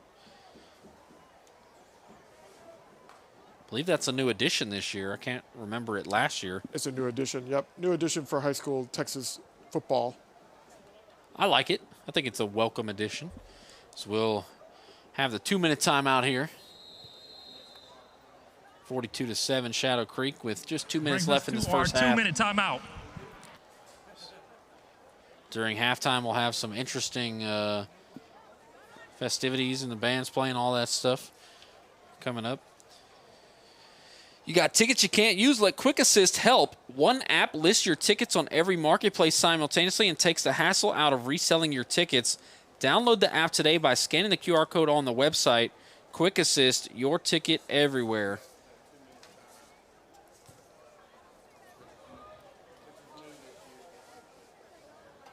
So, Evan, you've seen how many of these Shadow Creek games have you seen this season? This is, I want to say number 4, probably. Saw Summer Creek, saw Manville, saw Dawson, and then this one right here. So I think that's 4 out of 7, if not 5 out of 7. I did not see their away games. I believe they've had a couple at Pasadena. Would you say you, just from what you've seen, they're getting better as the season goes on, or has their competition been? They started with Summer Creek, who's a really good team. Obviously, Summer Creek lost to CE King last night, but they have finished in the top 4 the last 2 seasons and 6A Division II, and there's a penalty. But they lost that game, I think it was 37-32, and they had all kind of opportunities to win. Offense, number 58, 5-yard penalty, still third down. False start on Juan Medina. And then the game against Dawson, they had opportunities to win. I think the kicking game was really in favor of Dawson. They had a kicker who can hit from 50 yards, and Shadow Creek could not really hit field goals, and that's what cost them, I think, in my opinion, the inability to kick a field goal when they were in field goal range and had to go to double overtime. So 1st and 15, and Alvaro Perez hands off to Aguilar, who's able to push the pile a little bit with his teammates and gain a couple of yards up to the 30, a gain of 6. And they're going to call a timeout so they can get the ball back and try to put more points on the board here before the quarter's over. See the punt unit come out with 1:49 to go. Nobody has a timeout left. Called by Shadow Creek. That's their final timeout of the half. So we'll see if Shadow Creek can widen the gap. I don't know how much longer we'll see some of these starters in for the Sharks in the second half. I believe the last time they brought in the backups and I was here, they went with the Wildcat. I think it was number 19, Cameron Frank, a receiver, as well as number 20, Javian Bryant, back there running the Wildcat. The only other name that I think runs the Wildcat with that is Deion Johnson Jr., number 12, but we'll see what they do later down the road. But, yeah, punting situation here be 4th and 7 from the 30, and they'll send a die and Stewart back to return. Adai's already got 2 touchdowns, and he could really make it interesting with a nice punt return. Adai has 2 touchdowns in this game. Pace has 3 touchdowns. Petrie has a touchdown. 6 touchdowns, 3 touchdowns in the second half for Shadow Creek here so far tonight.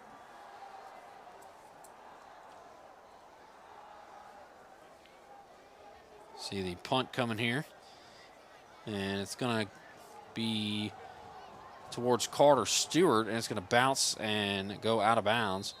Carter's disappointed he didn't get to pick up that ball and run with it. You can see he get a little upset there. Ball going out of bounds. That's probably the best thing you can do for this is to punt these balls so they go out of bounds so they can't take off running down the field. See Chris there in the middle of the huddle, the UT commit who has been sidelined way too much for Coach Green and the Sharks' liking this season. Hopefully just kind of a maintenance thing and they'll let him play next week. Kid is very special. Stewart's brother was a quarterback last year, and he got injured in one of the last games, and they ended up losing in the first round of the playoffs to Elkins, which nobody thought was going to happen. But not having your starting quarterback sometimes will do that to you. Is Coleman looking to pass? Adai's wide open. Coleman's got all day, and Coleman drops it down to his man. That's Maddox Petrie. Nice play there by Petrie. Boy, he had Adai wide open down the middle of the field. Just didn't see him, but I saw Petrie down below and got a first down. Kind of one of the issues with rolling so far right is you're not going to really look at the left side of the field at all. As Coleman tries to drop off a screen at Jossier Pace, Pace got some room to run. Pace going to change direction. Pace is going to break a tackle. Pace is still on his feet and finally down at the 31. A gain of 16 for Pace. That was a good the tackle Sharks by, moving quickly. Good tackle by Blackman there. If he didn't tackle him, he was going to keep on going.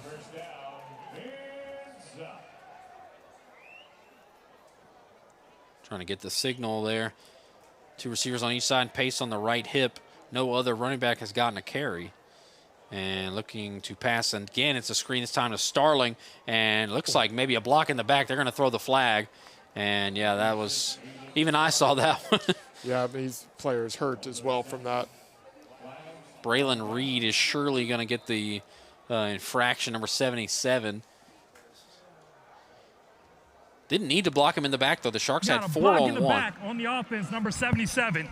10-yard penalty from the spot. Still first down. Had 4 Sharks and 1 Maverick in the area, and they blocked him in the back. I mean, you didn't even have to really touch him. He had a wall around him. And wipes away a big play and moves it backwards to the 39. So 56 seconds to go. Nobody has a timeout. Clock will run. Coleman looking to pass. Coleman fires it, and that is high and incomplete, looking for Starling. A little overthrown him there a little bit.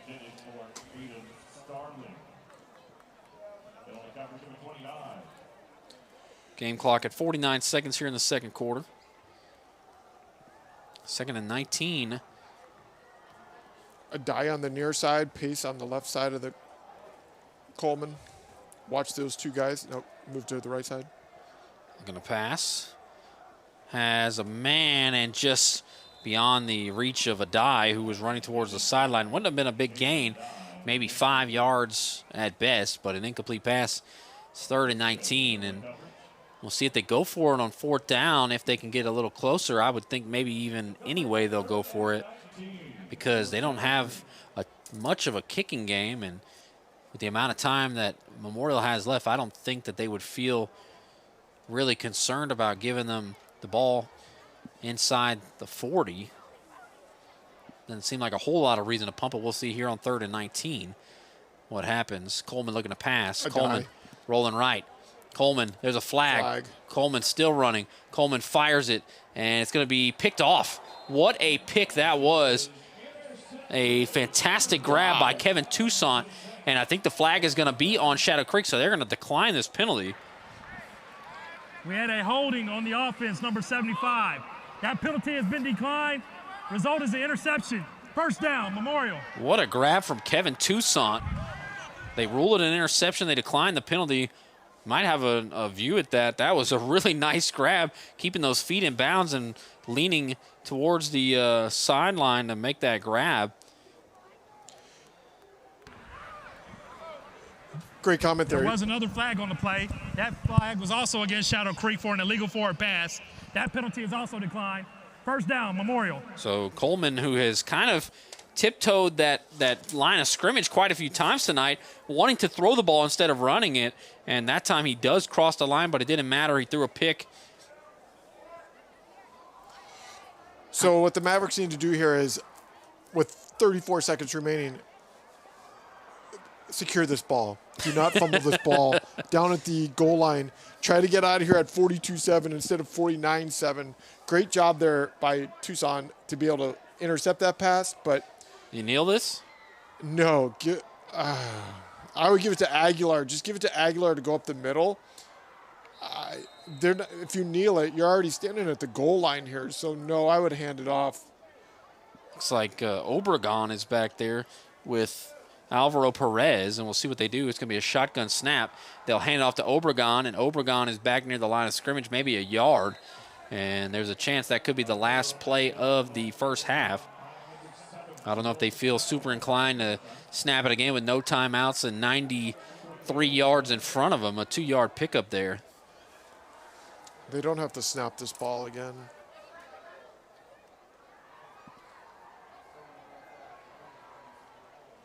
I don't know if they will. No, I don't think so. 5 seconds on the clock. That's going to do it for the first half. 42-7 after Pasadena Memorial scored in the first 2 minutes. It's been all Shadow Creek, despite turning it over 3 times. I think we have 7 technical turnovers in this first half, but the Sharks lead by 35. Jeff, give me your first half thoughts.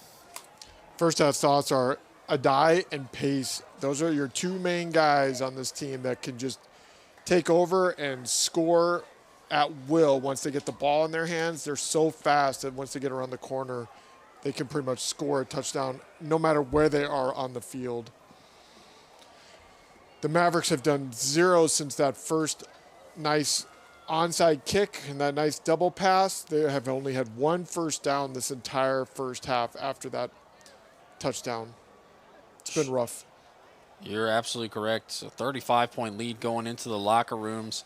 The bands are about to make their way out to make some noise for us. Another thing that makes some noise, Top Dog Fireworks. They're family-owned and operated. Top Dog Fireworks has 14 locations in the greater Houston area. Go to topdogfireworks.com to find a location near you. Top Dog Fireworks supports the community and wishes the local high school athletes best of luck. Make memories and strive for your goals. Top Dog Fireworks, say it with a boom. 42-7, Shadow Creek leads at the half. Evan Geyer and Jeff Kemps here for Alvin Sports Network and Legacy Sports Network. The bands will do their thing, and we will let them have it. We'll pick it up right before the start of the third quarter. Enjoy.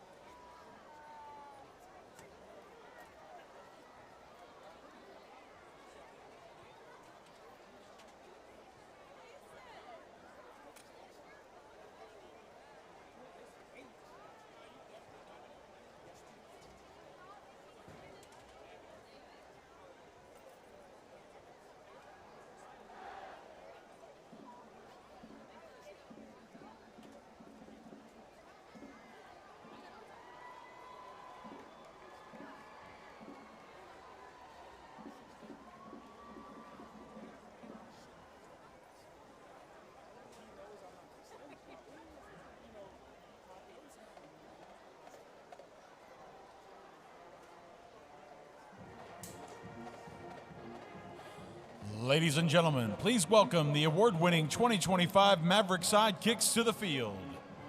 The social officers for the Sidekicks are Executives Sanaya Green and Nicole Diosdado. The dance officers for the Sidekicks are Lieutenants Alyssa Villarreal, Emery Cardenas, and Alejandra Mosqueda. Lieutenant Colonel Citlali Loera and Colonel Delaney Garza. The Sidekicks wish to thank Mr. Walden, Mr. Coronado, and Mr. Boteo Esquivel and the Maverick Band for their outstanding musicianship. The Sidekicks also wish to thank the Pasadena Independent School District's Board of Trustees, Mr. Mike Adams, Mr. Terry Garza, and the outstanding administration and staff at Pasadena Memorial High School for their continued support. Tonight's performance would not be possible without our fierce security force and the support of our Parent Booster Club. Sidekicks would like to congratulate the Dancer of the Week, Ariel Evans, and the Spirit Girl of the Week, Zoe Luna. Tonight, the Sidekicks will be performing the Field Jazz 2, Blinding Lights.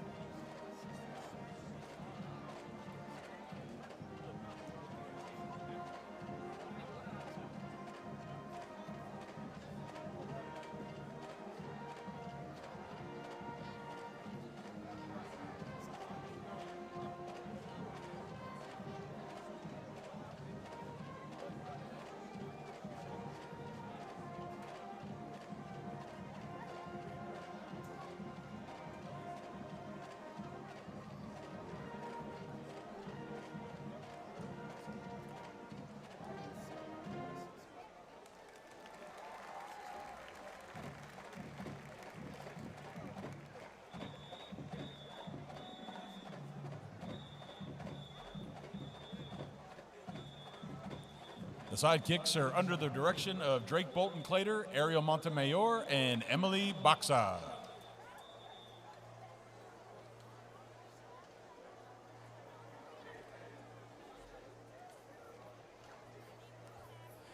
Now, taking the field for your halftime entertainment, we present to you the baddest band in the land, the 2025 Maverick Marching Band.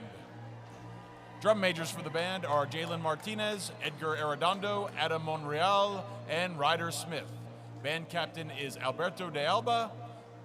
Tonight, Maverick Band is proud to present their 2025 contest production, Kinetic. Movement 1, It All Starts Here. Movement 2, Gravity in Motion. And Movement 3, Momentum Unleashed.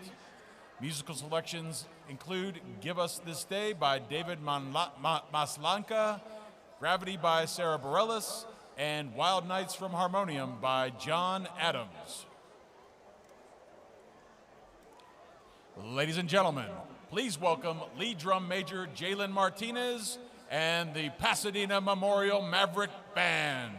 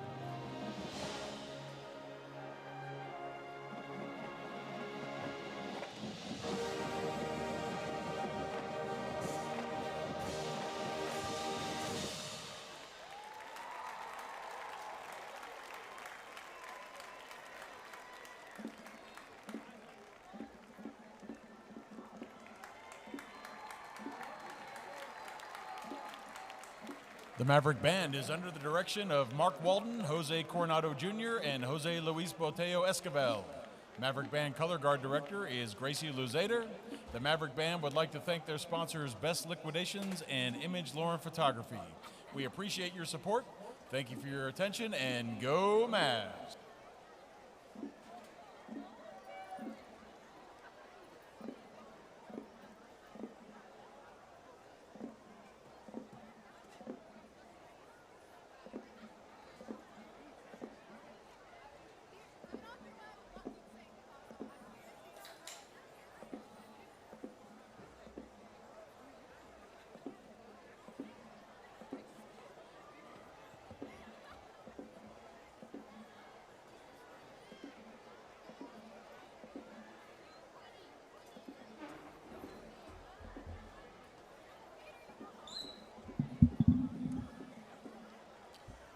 Good evening, Shark Nation. The faculty, staff, and students of Shadow Creek High School welcome you to the 2025 Shadow Creek High School homecoming game. We are thrilled to announce this year's homecoming court. Let's begin with our underclassmen. For the freshman class, we have your Lord Katie Huang and Lady Leah Geeson.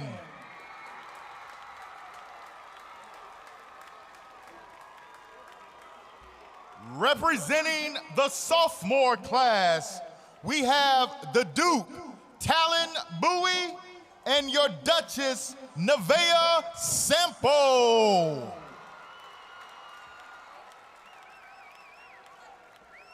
Lastly, we have our juniors, the Prince Andrew Higgins and Princess Christina Alakhan.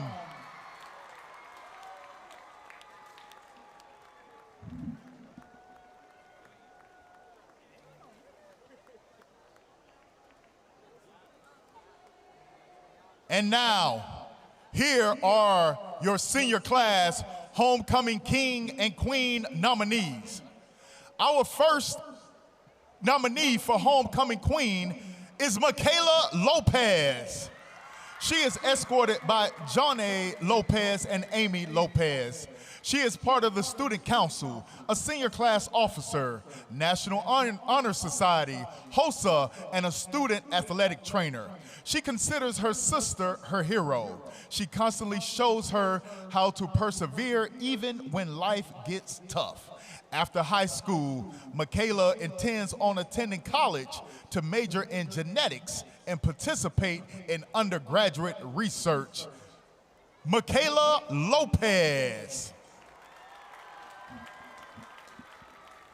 Our first nominee for homecoming king is Tin Vu.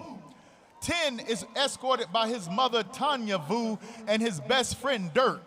He is a 3-time regional qualifier and set a regional bench record of 405 pounds in powerlifting. He is also a 2-time state qualifier and came in second in the state championship in the 2025 Texas High School Powerlifting Tournament. Tin says his hero is Jesus. He always makes a way when I see no way, and he is the perfect example of who he strives to be like. After high school, Tin plans on joining the Air Force while also pursuing his dream of being a YouTube content creator. Our next nominee for homecoming queen is Demaya Lewis. She is escorted by her parents, Shava and Damon. She is a varsity cheerleader. Her hero is God. Whenever she's at her lowest, she says God is always there to guide her through every obstacle. After high school, she plans on attending college to major in veterinary medicine.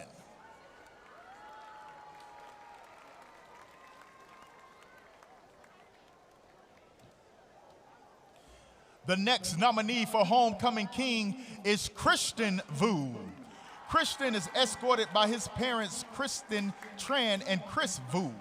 He is the Lion Dance Vice President, National Honor Society president, and class vice president. His hero is Vincent Pham. He says Vincent is a friend that he made coming into high school. He is very smart and is occasionally funny, too. And he is someone he can go to whenever he needs help with anything. After high school, he plans on attending UT Austin to major in nursing and pursue a career as a nurse practitioner. Our next nominee for Homecoming Queen is Lauren Wiley. She is being escorted by her parents, Ebony and Stanford Wiley. She is a libero and captain of the varsity volleyball team, a member of National Honor Society, Science National Honor Society, Urban Conservation Club, and Women in STEM Club. Her biggest heroes are her parents, who inspire her with their love, sacrifices, and unwavering support. They've taught her what it means to work hard, trust in God's plan, and never give up. After high school, she plans to attend Howard University to play volleyball and major in finance. Next, we have Jarvis Kaiser. He is escorted by his mom, Samantha Reimer. He is on the varsity track and cross-country team and a member of FCA and CSA. He says, my hero is Jesus Christ, because without him, I wouldn't be where I am now, and he showed the greatest love by sacrificing his life for us. After high school, he plans on attending college to continue his track career and majoring in criminal justice.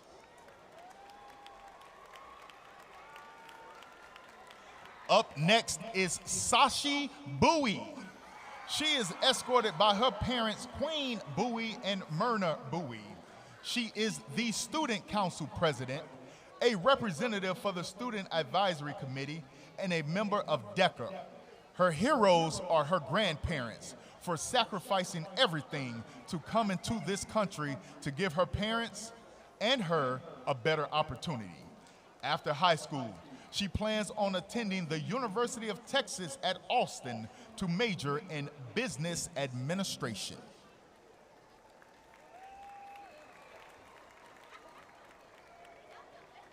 Our next Homecoming King nominee is Vincent Pham. Vincent is being escorted by his parents, Trang Nguyen and Kevin Pham. He is the captain of the varsity swim team, the vice president of the Shadow Creek High School National Honor Society, an officer of Viet Mua, and a National Merit semifinalist. His hero is Christian Vu. People joke that we look alike, so I've always thought of him as my other brother. He is kind, funny, and very involved in the school. Also, he'd like to give a shout out to Miss Lackamew, his campaign manager. Following high school, he plans on attending UT Austin to major in biology and pursue his dream of becoming a doctor.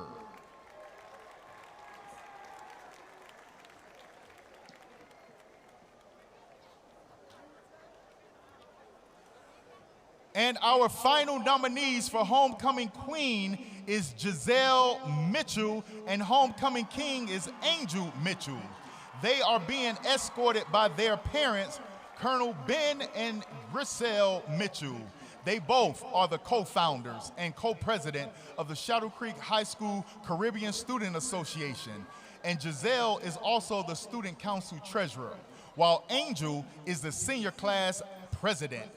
Angel also plays volleyball outside of school and is currently training with the Virgin Islands National Men's Team. Giselle says her hero is her father. He is the most intelligent and hard-working person she knows. He has sacrificed so much for their family, and she can't wait to return the favor and continue to make him proud. Angel says his hero is his mother, who've taught him to lead with kindness and to always stand up for what he believes in. After high school, they both plan on attending college. Giselle plans on graduating with a Bachelor of Arts in Economics with intentions of attending law school. Angel has a goal to become an immigration lawyer. Give it up one more time for your homecoming court. And now, can I have a drum roll, please? This is the moment you've been waiting for. Shadow Creek High School's 2025 homecoming queen is Sashi Bowie.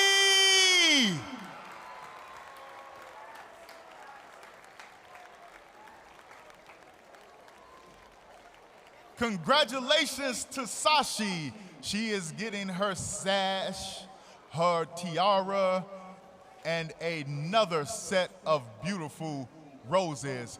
Congratulations to Sashi.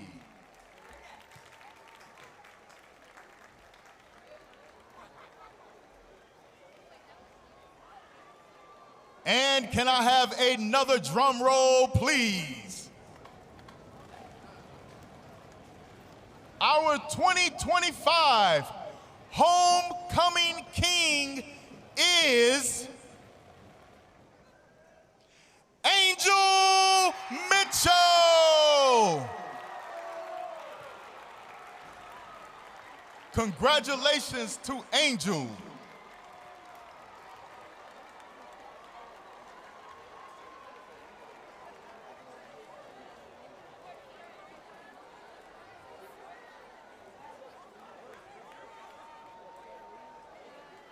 Congratulations to the entire homecoming court. Job well done. Right after these photos, you can catch your homecoming queen, Sashi Bowie, and your homecoming king, Angel Mitchell, as they will be walking the concourse. Feel free to get those phones and cameras out and take great, great pictures. We thank you for being here this evening and continue to enjoy the second half.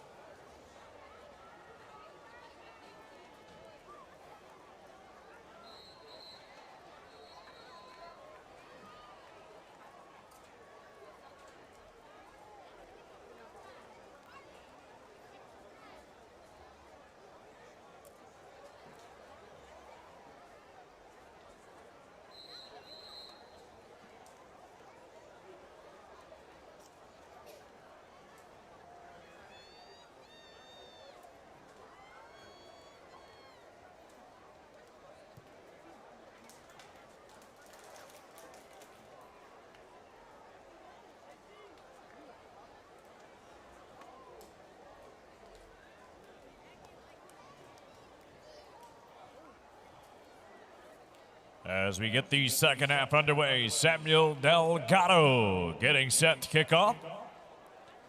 Jaden Arispe and Joseph Castillo back deep to receive.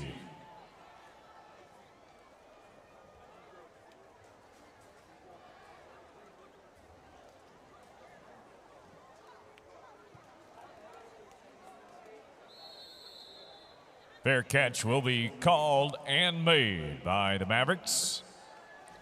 Delton Branch with a fair catch.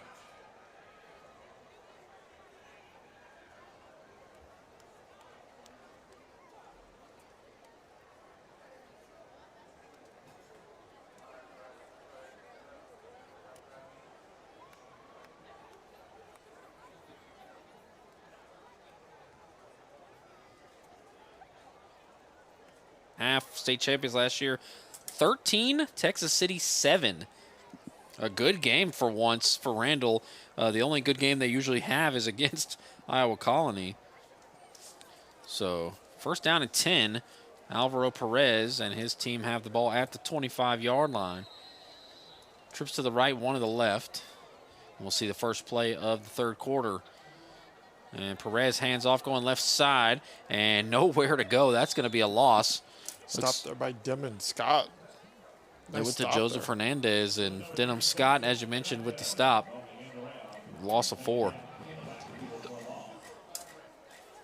I think Aaron Warner was in there too.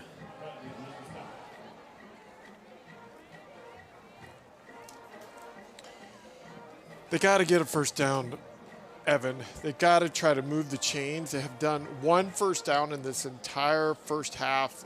Start of the second half here, already going backwards, but they need to move the chains here on this first drive of the second half. Second down at 14, and Perez has a running back on each hip, and it's going to be a handoff and a nice little run there back to the original line of scrimmage. Fighting through contact, and it's going to be 3rd and 10. Good tackle there by Aaron Alexander there. Yep, back to the original line of scrimmage.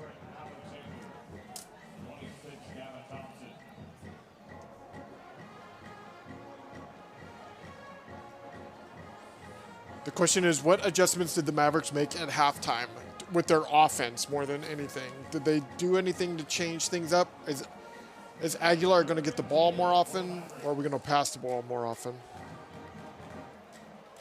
Pass coming here from Perez. Fires one way over the head of the intended receiver, and it's going to be a punting situation as he was looking for Delton Branch. It did not look like they were on the same page there. He was going short, where Perez was throwing long, and that's not the good way to start the second half with got back to the line of scrimmage, got no gain on that drive. All he got was back to the line of scrimmage after the 4-yard loss. See the punt coming here. A couple of Sharks at the 45-yard line.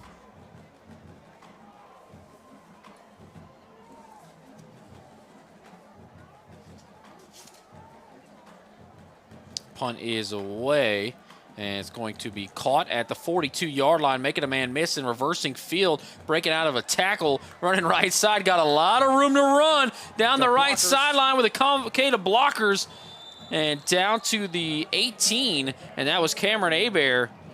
Had a bunch of blockers there, but one got through and knocked Hebert down. A really good return, though. And the kicker, Aiden Adams, is the one who was able to bring him down as he came around the right side. Nobody was able to even get to him, and that was the last person in his way. He had blockers in front of him, but nobody blocked Adams there. He was able to start this drive at the 16-yard line after that punt. So in great field possession to start their first drive of the second half. They've started quite a few drives in the red zone, or in at least, this side, enemy territory. Tavis Coleman and a lot of the starters out there for this first drive here in the third quarter. And it's going to be a touch pass going left side. He's got room to run. What a hole there. And a touchdown on the first play. There's Deion Johnson Jr. on the touch pass from Coleman. That'll be a touchdown for him. as well as Johnson Jr., and it's 48-7. They just needed one play from the 16-yard line to score. Nice play there. It was like he came in motion from the right side to the left side, just touched past it, went right around the left tackle, and just had open field, blockers making nice holes for him, and just easily ran in from 16 yards out to score to make it 48-7 with 10:05 left here in the third quarter. Here is Signs to kick the extra point. Try to make it 49-7. And the kick is up, and it is good. A 42-point lead with 10:05 to go in the third quarter. We'll take a break on the Alvin Sports Network and Legacy Sports Network. Be right back. Maybe you're like them, with strains and sniffles. That's why Houston Methodist has primary care near you, with a network of specialists and same-day clinics to keep you healthy. That's the difference between practicing medicine and leading it for you. Houston Methodist, leading medicine.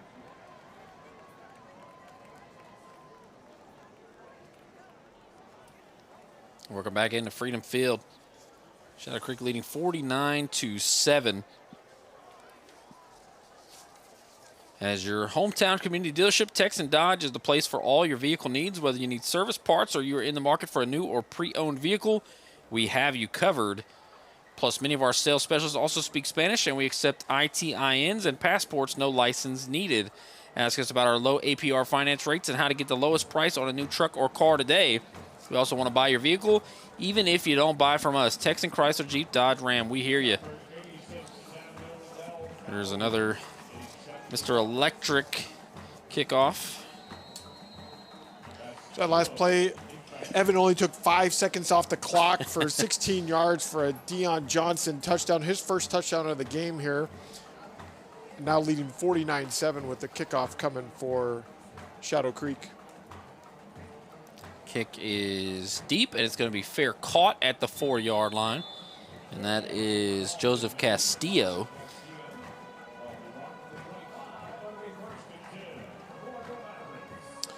So we're 40 points. Do we have a running clock here? We'll see what they do. Who knows? I've seen some games this year where they went to it real early. I've seen some where they didn't go to it until very late or not at all.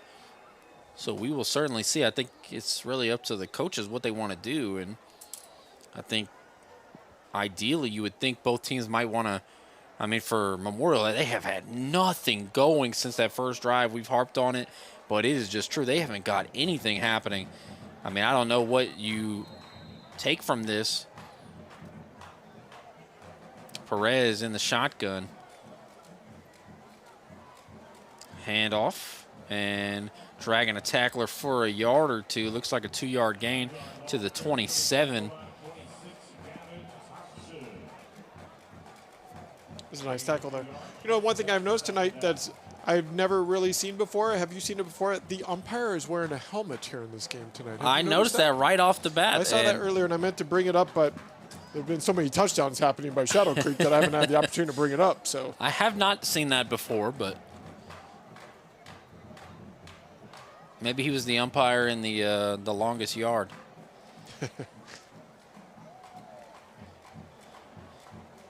Handoff going right side to Aguilar and up to the 33 or so. Aguilar with a punishing run there, put his body low to the ground and barreled a couple guys over. And look at this, they have an opportunity for a first down here, which would be fantastic. They have not had a first down since the second quarter. It was just good vision by Aguilar, able to see the hole open and kind of get his way in there. And, of course, they've had, even when he's only had a 1 or 2 yard run, he's usually taken a couple of sharks to tackle him. He's a good running back, just maybe not the offense and the system around him, as this is a handoff at the middle, and this time he is going to pick up a first down. They get a first down. Tackled there by Aaron Alexander, but that is a first down, and I think that's only their third of the game. I don't know officially, but that's only the first down since the second quarter. They only had 2 first downs on their first drive of the game, and you're right. That's the fourth first down in this game for them. So 1st and 10 from the 38.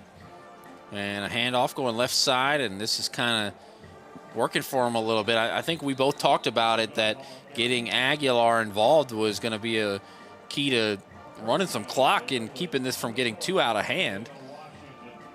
Good tackle there by Isaiah Washington to bring him down just for a 4-yard gain. But this is what they need to do. Give the ball to Aguilar just to run this clock.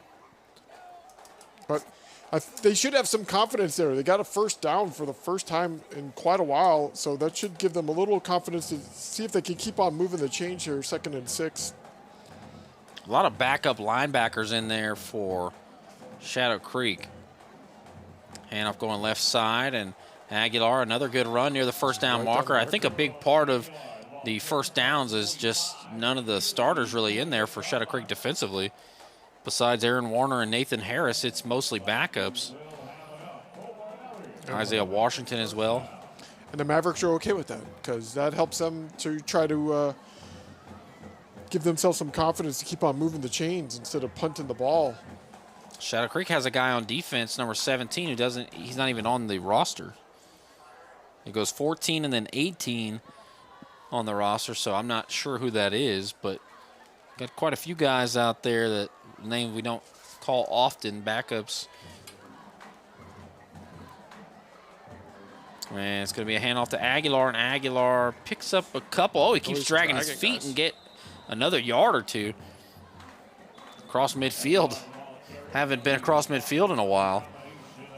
Nathan Harris is one able to bring him back, but he was able to carry guys a couple yards on that play, and you're correct, they're across the midfield for the first time since the first quarter.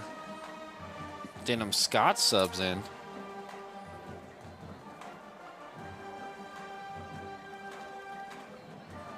So I'm getting word that possibly the umpire with the helmet could have a camera on his head.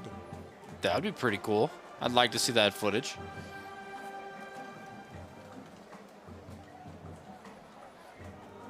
Second down and 6 here. And it's going to be a handoff to Aguilar again, and this time he picks up more positive yardage. Maybe doesn't have the best advantage with the offensive line against a good defensive front for Shadow Creek, but he's done a good job of falling forward. He's done a good job of carrying defenders with him. And another gain is 3rd down and 2. The good thing about Aguilar is he goes straight where he's supposed to be going. He's not dancing in the backfield. He just goes straight forward, following his blockers. That one he went right over the right guard, who was able to do a good block and got himself a nice 4-yard gain down to the 44-yard line. So it's 3rd down and 2. We're at 5:30 left here in the 3rd quarter. They're trying to see if they can move the chains again for the 3rd time. 3rd and 2. We'll see if it's once again a run to Aguilar, and Alvaro Perez pulls it out and fires a pass just beyond the reach of his receiver, and it looks like they'll probably go for it on 4th and 2. That did not work there, but still a good position to try to pick up a first down. They were stopped on 4th down earlier in the game. This will be the 9th play of this drive here that started with 10:05 left here in the 2nd quarter. They've taken almost 5 minutes off the clock. The clock is stopped, so it's not a running clock at the moment after that incomplete pass. We looked at this team on paper and saw, hey, they run the ball a lot better than they pass the ball, but if this game has been any indication, they pass the ball all game and then they start running it in the second half when they're down by 42 points. And here's the handoff, and it looks like it's going to be a first down. First down. Aguilar falls forward, needed 2, got 3, and the ball will be at the 41. Yeah, you know, Evan, I'm surprised that they did this too, because like we've talked about, with Aguilar, he's rushed for 546 yards on the season. He's the number 3 guy in the district running, and they've completely went the different direction because of it. I think it stalled their team by passing as much as they do when they're only 32% completion passing. Why they went to that direction in the first half is a little surprising. How many times did we see 3rd and 10, and then they just had to end up punting the ball? I mean, they were constantly behind the sticks. Alvaro Perez fires one, and that is caught. Oh, it's caught. Wow, Delton Branch with a catch there, and that was nearly picked off or deflected by a shark. See this little slant route, and that was nearly picked there by the big number 43, Sidney Wills. just a little fast. He actually was too fast getting over there. But the ball was thrown in the right spot and was able to catch with great pass there. And look at that, a passing for a first down at the same time with the clock still going at 4:07. 27-yard line here. Near the red zone are the Mavericks, and it's a handoff to Aguilar. Aguilar, and he just keeps churning those legs. A tough run up to the 19. And I like this kid at running back.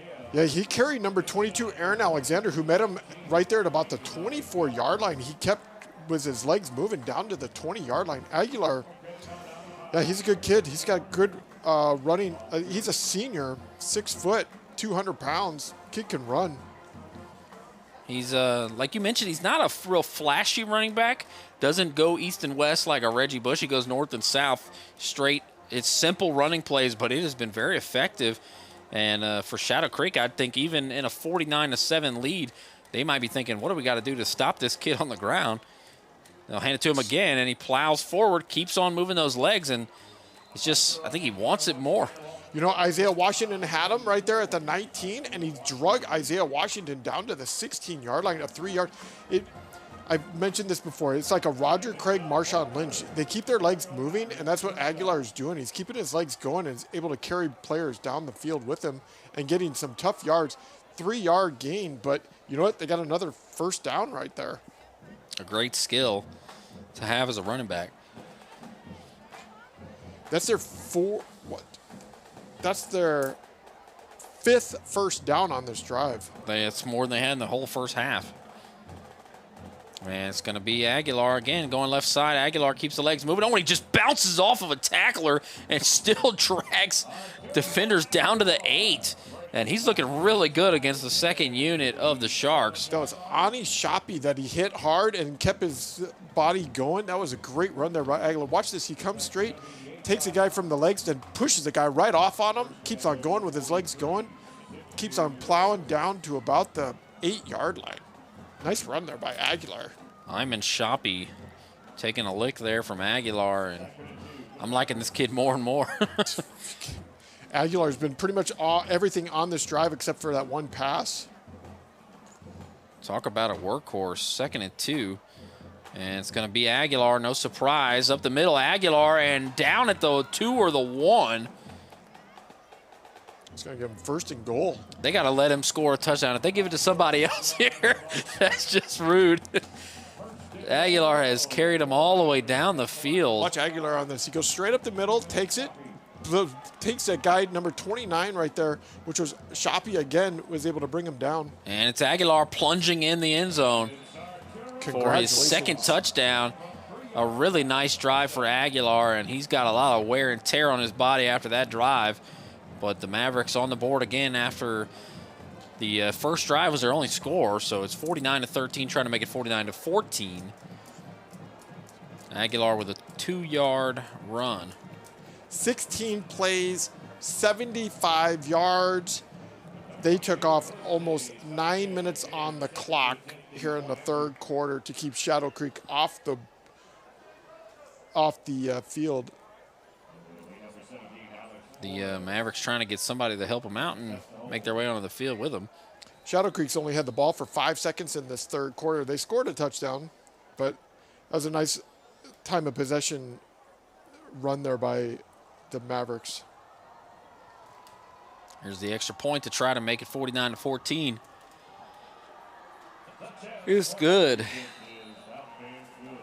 Kick there by Jose Sanchez. You see the replay of the touchdown for Aguilar.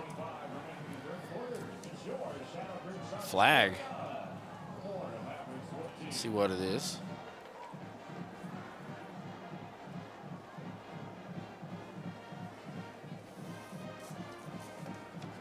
Walking over to the Maverick coaching staff to see if they want to use this on the kickoff.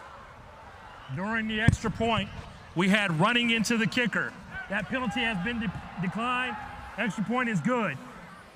So it's 49-14. It's the 2nd time we've seen a running into the kicker and it got declined. 35-point lead for the Sharks. So do they come out and do an onside kick here, or are they going to kick this ball? That's the question. I would say they would do an onside kick to see if they can get the ball back, since Shadow Creek's only had the ball for 5 seconds. The Mavericks have had the ball almost this entire third quarter, which has been really good for them. You can see it looks like the hands team is coming out here for Shadow Creek with Pace right there along the, and Adai are out there, and Pace is actually coming off the field now. Nope, he's staying. We'll see what they do here. 49-14, a minute 25 to go in the third quarter. So Pace does not stay on the field for this hands team, but Carter is out there along with Adai. A lot of starters out there.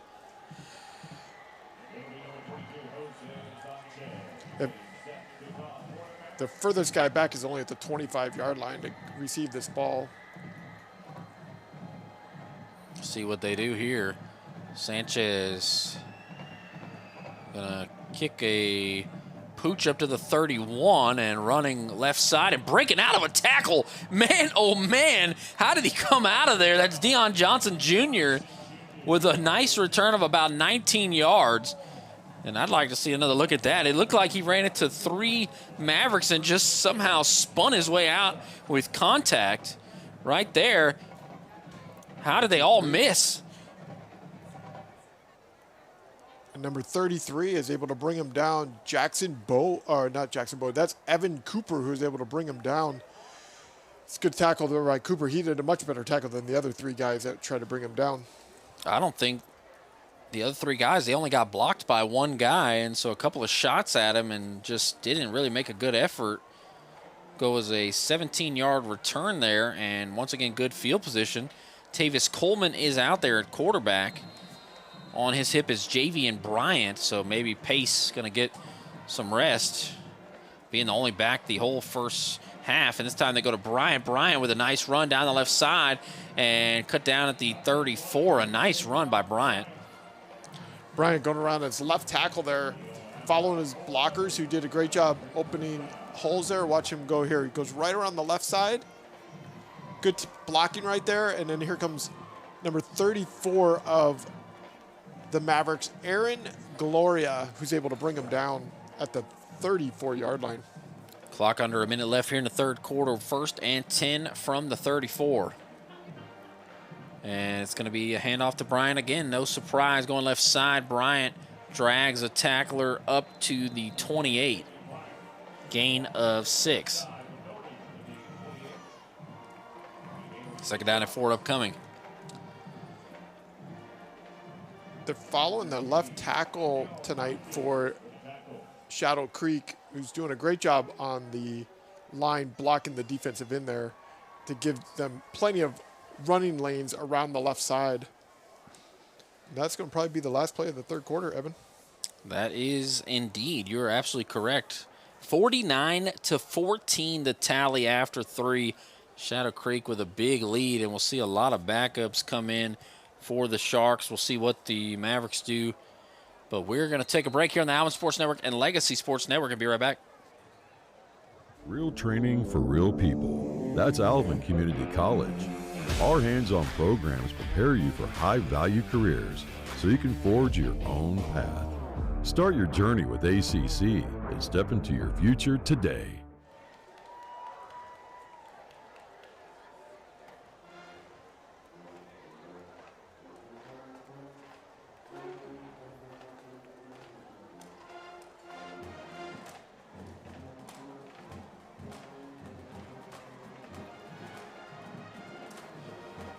Start of the fourth quarter, 49-14, Shadow Creek leads.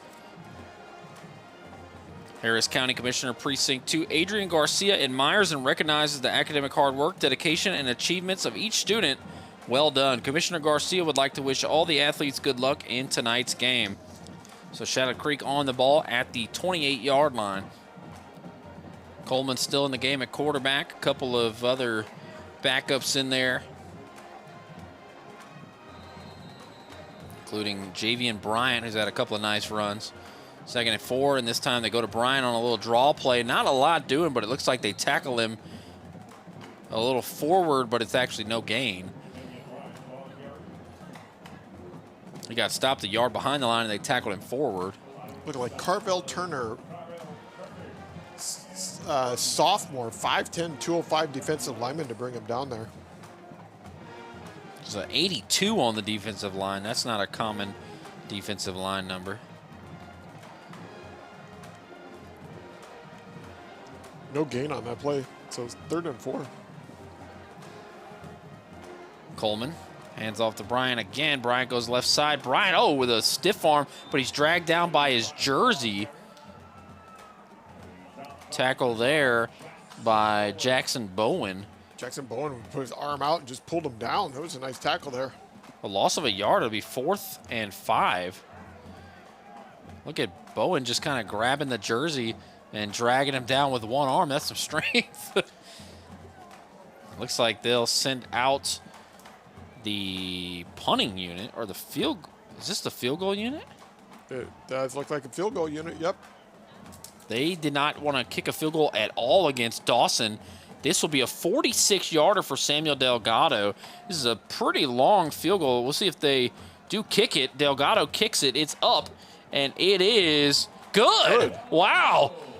A 46-yarder. They didn't want to kick a field goal at all against Dawson, it seemed like. And Samuel Delgado just drills a really nice kick for a high school team. 46 yards is pretty impressive, and it's 52-14. Good hold there by Langston Taylor, who got the ball down, got the ball down with the laces going the correct direction and got that kick off. And he had a few yards to spare there as well. He could have kicked that even maybe to almost 50 yards. That honestly, I mean, if you watch, it's on the Alvin Sports Network if you want to go back and watch it if you're interested. The game against Dawson was a thriller, double overtime, but it looked like all game long that the biggest advantage that Dawson had was they have a kicker who can hit from 50+. And they sent him out there, and he kicked, and he did a good job. And Shadow Creek really couldn't do it. They've missed some extra points this year. They missed some short field goals. The game against Dawson, against Summer Creek is another one. They missed two extra points and had an extra point blocked in return for 2 points. They lost by 5. Wow. If they were closer and could kick a field goal, they win the game. But at the end of the game, they had to go for a touchdown. I've seen 2 kickers this season, one from St. Thomas and one from Tidehaven that can kick really well. These kids play soccer sometimes. Mm-hmm. These kids who are soccer kids, kind of like Brandon Aubrey, who's kicking for the Dallas Cowboys today, who can kick from 60 yards almost easily. It's a big difference in today's day and age. I believe Pasadena Memorial had the first varsity girls kicker, and this is going to be returned this time running right side and tackled down at the 36. That is Joseph Hernandez. But I think if I'm not mistaken, Pasadena Memorial had a female kicker back in like 2013.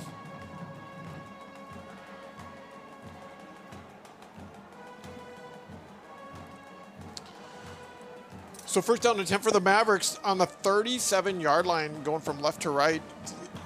Are we going to see Aguilar again? I think we should. I mean, Aguilar, the workhorse here tonight, down 52-14, 10:22 left here in the fourth quarter.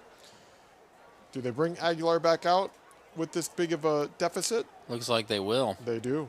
So in 2012, Memorial had the district's first female varsity player, Tara Cole. She was 42 for 47 on point after tries and 5 for 6 on field goals. 9th best kicker in 5A Texas football. Ended up playing soccer at Sam Houston State, and this is a run to the right side and breaking a tackle and down to the 41. A gain of 4 makes it 2nd and 6. What was it, Vandy, who had a female kicker a couple of years ago in college? Yes. There's a injured Shark that they'll tend to. That was Gavin Thompson who was able to bring him down, but it took him high, and it looks like he got hit hard somewhere there and came down there at the 41-yard line. Sharks training staff trying to check out the injured Shark. Hopefully he's going to be okay. Always hate to see a guy down. Are they trying to get the clock to run? Or they wanted the play clock to change? We still haven't seen a running clock. No running clock. Never know. I mean, you can guess and anticipate, but it really, you just can't ever tell if it's going to be a running clock situation, even if you know it's going to be a blowout. There's the Shark making his way off the field. That's Gavin Thompson, as you mentioned, and glad to see him able to walk off and onto the sideline. A lot of backups in for Shadow Creek, but they're still keeping their starting defensive lineman out there. Denham Scott is out there. That's a name we've called quite a few times tonight. Langston Taylor is out there to replace Gavin Thompson, who just left with an injury. Not only those guys, but also Aaron Warner, who gets a lot of run on the defensive line. Other than that, a lot of backups.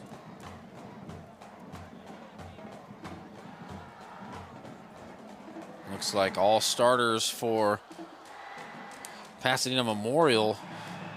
I think that is Obregon on his left hip. Alvaro Perez still in there. And it's going to be a run up the middle.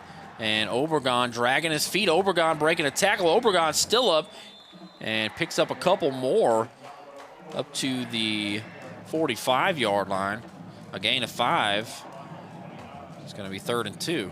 Shoppy had him on his, holding onto his leg, trying to keep it so he couldn't get any more yardage on that play. 3rd down and 2.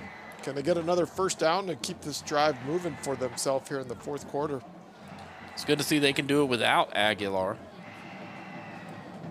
Clock runs under 9 minutes. Even without running clock, it's been a little bit brisker pace in the second half with all the running plays. And a handoff to Obregon. Obregon makes a man miss and picks up a first down. Needed 2 yards, got 3. So we mentioned they only had, what, 3 or 4 first downs in the first half and probably 6 or 7 already in the second.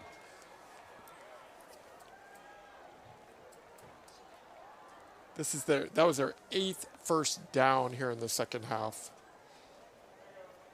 Probably a good thing to put Aguilar out. No need to have Aguilar do any more. He pretty much was a workhorse on that last drive in the 3rd quarter. Give him a break, a breather. Have him ready to go for next week's game that they have to play.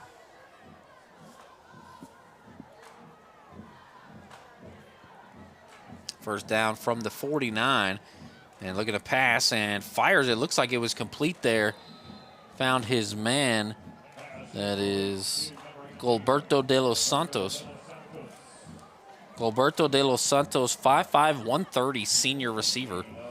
That's a good pass. He threw that ball low. Only he could catch that pass right there. He's thrown a few good passes here in the second half. I'll have to give him credit for that. It's only been a few of them, but that was a good pass right there.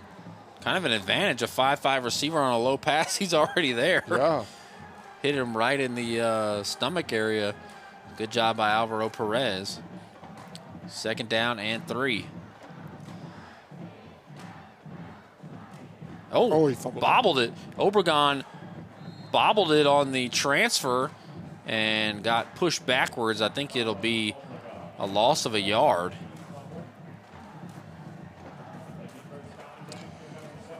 That pass, Evan, was only the 3rd pass in the second half. They ran that last drive, was all running in the 3rd quarter. Yeah, Aguilar was working. They didn't want to deviate from that. He carried the ball 12 times in that 3rd quarter and on that drive. Wow, that is quite a lot of work on one drive. And running to the right side and trying to get around the edge. Not going to happen. Looks like another yard lost there, and it'll be 4th and 5 or 6. I wish my fantasy running backs would get 12 carries a drive. That'd be pretty good for my team. That was a great stop there by Aaron Alexander. He made it so he couldn't get around that corner and was able to bring him down to make it so it's 4th down for the Mavericks here. 4th and 4, 6:25 left to go here in the 4th quarter. They're going to probably call timeout, it looks like. Nope. See what they do here on 4th down and 5. If they run it again or maybe throw a pass, they're letting the play clock go down. They're going to call a timeout when it gets to 2 seconds. Yep, they call a timeout right at 2 seconds on the play clock. 5:58 to go here in the 4th quarter. Timeout called by Pasadena Memorial. It's their first of the second half. They have 2 remaining. First timeout used by either team here in the fourth quarter. 52-14. We'll take a break on the Alvin Sports Network and Legacy Sports Network. Maybe you're like them, with strains and sniffles. That's why Houston Methodist has primary care near you, with a network of specialists and same-day clinics to keep you healthy. That's the difference between practicing medicine and leading it for you. Houston Methodist, leading medicine.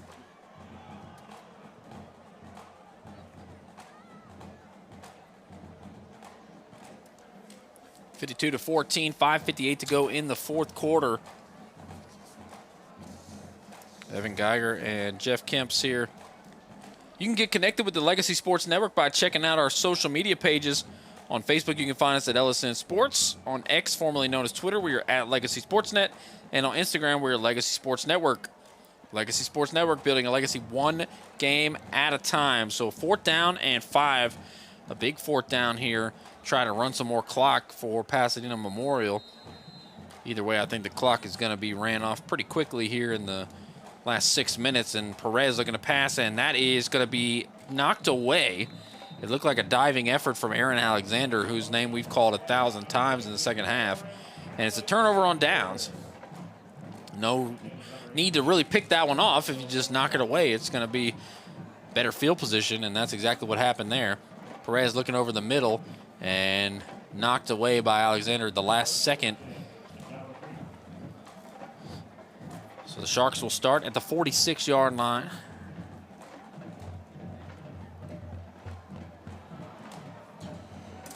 .554 left to go. Clock isn't running yet. I feel like a liar, Jeff. I told you they were going to run Wildcat in the second half. They have not done it yet. Still Tavis Coleman out there.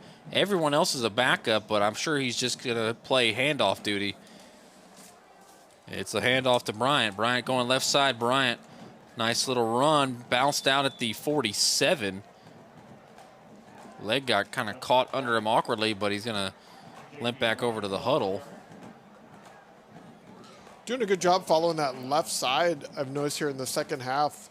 Just going right around the tacklers there from Blake White and Kendrick Brown going on the left side, just following his blockers. And it's good blocking here by the Shadow Creek Sharks with their running game here tonight, which I thought would be the other way around with the Mavericks and Arrington.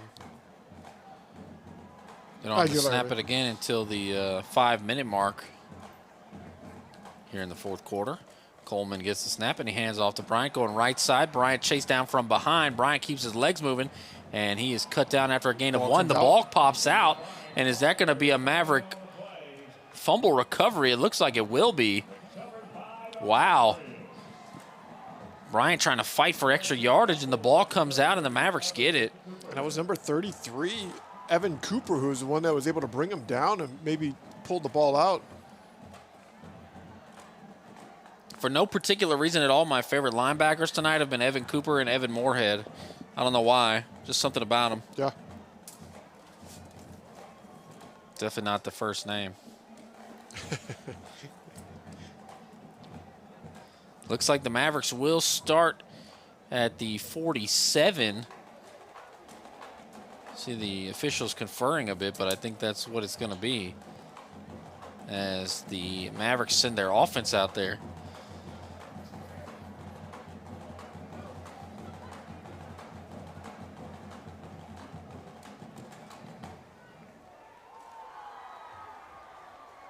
Now the officials talking to the Pasadena Memorial coaching staff. So what's it going to be? There was an inadvertent whistle on the play, resulting in a replay of that down. Wow. Shadow Creek ball. It'll be 2nd down. Wow. Inadvertent whistle. Nobody heard that at all. We had that a couple of weeks ago, a similar situation, and once again it was a turnover. Interesting. I believe it was Shadow Creek going up against, I want to say maybe South Houston, and there was an inadvertent whistle on a fumble that Shadow Creek recovered and ran back for a touchdown, and they had an inadvertent whistle after the fumble. They gave South Houston back the ball. Wow. So once again, Shadow Creek is going to get the ball, after the fumble due to an inadvertent whistle. This is not the first time we've seen something like this. And a second life for Shadow Creek here on this drive. 2nd and 3, and they're going to run the same play. And Bryant this time is going to be tackled for no gain, holding on to the ball. I didn't hear the whistle. I don't know if it happened before he fumbled and he stopped because of the whistle. I'm not sure. It was interesting because they let that play just keep on going, and then to call that afterwards to replay the down, that was strange. I think as an officiating crew, probably the worst thing you can do that's going to upset you the most is an inadvertent whistle. That's probably one of the worst case scenarios. I mean, you can really impact a game with that. Looks like Johnson Jr. is back there on 3rd and 3, and it's going to be a handoff going left side for Johnson Jr. Oh, and he picks up the first down and then some. About a gain of 7. Johnson Jr. listed as a receiver, but with the run there, and there's a flag. I think it's going to be on Pasadena Memorial. Yeah, the offensive lineman, number 73 there, got taken down there. Kendrick Brown got pushed down all of a sudden. Pretty sure it's going to go against a Maverick. We have an unsportsmanlike penalty, 82 White. 15-yard penalty, first down. We mentioned number 82, Javier Toledo, an interesting number for a defensive lineman. They have 81, 82, and 86 are all defensive linemen. Usually it's like the 90s and the 50s. They've changed the numbers here in the last few years with these players from 0. They could be any number now, whatever position they are. You could be a quarterback with 35, so you just have no idea anymore what these players are going to be. I think the NFL, you see guys with any number at all. And looking to pass. No, he goes to Johnson right side on a kind of delayed handoff, and Johnson drags a tackler up to the 14. Thought it might be a play action, but of course they're going to run it and try to keep the clock running. Johnson, good job running around the right side there. Got good yardage, first down.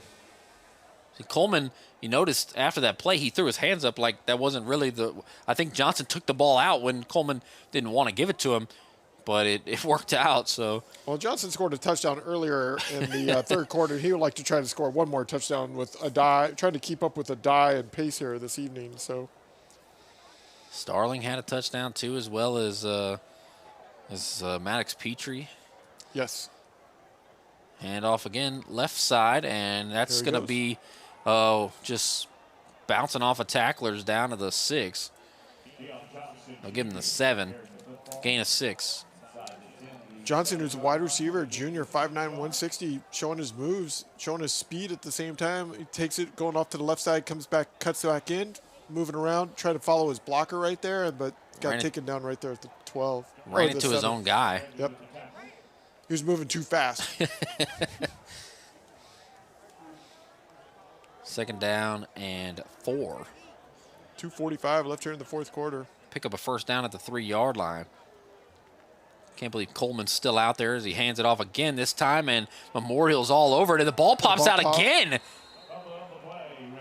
Unbelievable. Shadow Creek fumbles it. Johnson had nowhere to go. At least needed to hang on to the ball. And it looked like, was that number 33, Evan Cooper, again, that was able to pull that ball and knock it out? Maybe on a replay we can get a better idea of who forced that fumble. But Johnson immediately had nowhere to go. No, they had good containment coming into the backfield there quickly. Wasn't able to go anywhere, and they were able to strip the ball from him and get the ball back here with 2:33 left here in the fourth quarter. Shadow Creek's only scored 10 points in the second half. They were leading 42-7, only 52-14. The Mavericks have pretty much had the ball the majority of the second half so far in this game. So many of these games are blowouts, and you don't even see the starters playing in the second half. And I'd really like to see the type of numbers a guy like Adai could put up if he was playing the whole game. Yeah, Adai could score quite a few points, him and Pace both. Looking to pass is Perez. Perez firing it deep, and it's going to be incomplete. The DB never looked towards the ball until the very end. 2nd and 10. Ball wasn't even catchable there either. It's Miles Johnson kind of shepherding his receiver to the sideline.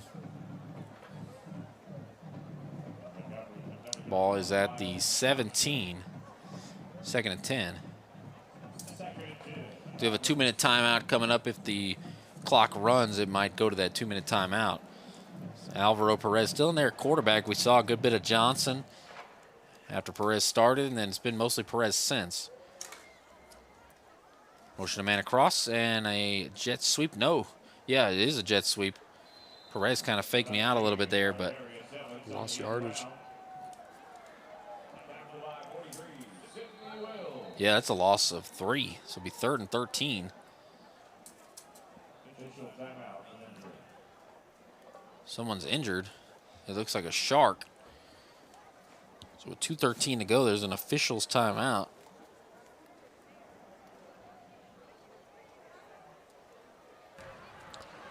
We have an unsportsmanlike penalty on the offense, number 18.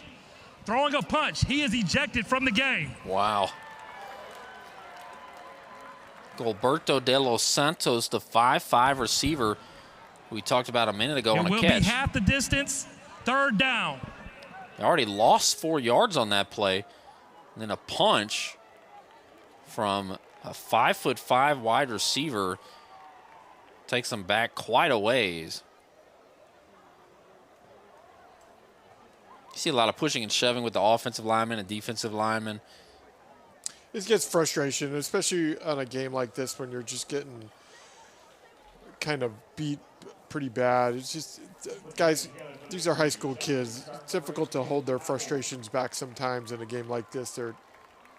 And too bad for that to happen. But definitely don't want to see a guy get injured, though, at the same time. It's Caleb Powell,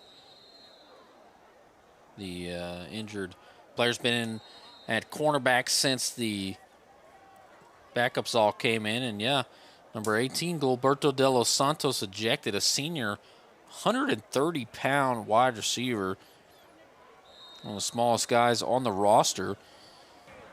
We have reached the 2-minute timeout. 2-minute timeout, 52-14. Shadow Creek leads. Take a break on the Alvin Sports Network and Legacy Sports Network. You've got a lot to manage. Houston Methodist has a lot to offer. Convenient primary care, personalized orthopedics, and the latest cancer treatments in one manageable system. That's the difference between practicing medicine and leading it. For you, Houston Methodist, leading medicine.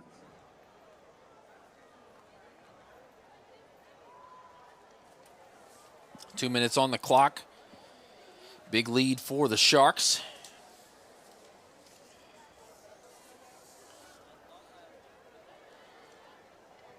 Sharks are going to start with this 3rd down and 19 from the 7-yard line at their own 7-yard line. Probably 4 down territory, possibly. Definitely don't want to see injured players happening here late in the game. That's why the running clock would have been a good move here in the second half. 3rd down and forever. It's 3rd and 19 from the 7-yard line. They need to get all the way to the 28. So it's actually 3rd and 21. And it's going to be a handoff up the middle. And a nice little run here, actually breaking out of the pack and keeping the feet moving up to the 19-yard line. That looks like a new running back. That appears to be Christopher Tavira. Is that who that was? I think that was. Or 26, Vincent Herrera. That's a good run. Just ran right up the middle. But they're going to punt with under about 1:30 to go here in the 4th quarter. Adams has punted quite a few times tonight. We'll see back to return. It looks like it's going to be Cameron Frank, who was that Wildcat quarterback when they ran that type of offense a couple of weeks ago in a blowout. He probably wants to see if he can run this back because they're probably going to do a victory formation if There's a flag. Is that delay of game? Yeah. There is no flag on the play. Pasadena Memorial called a timeout.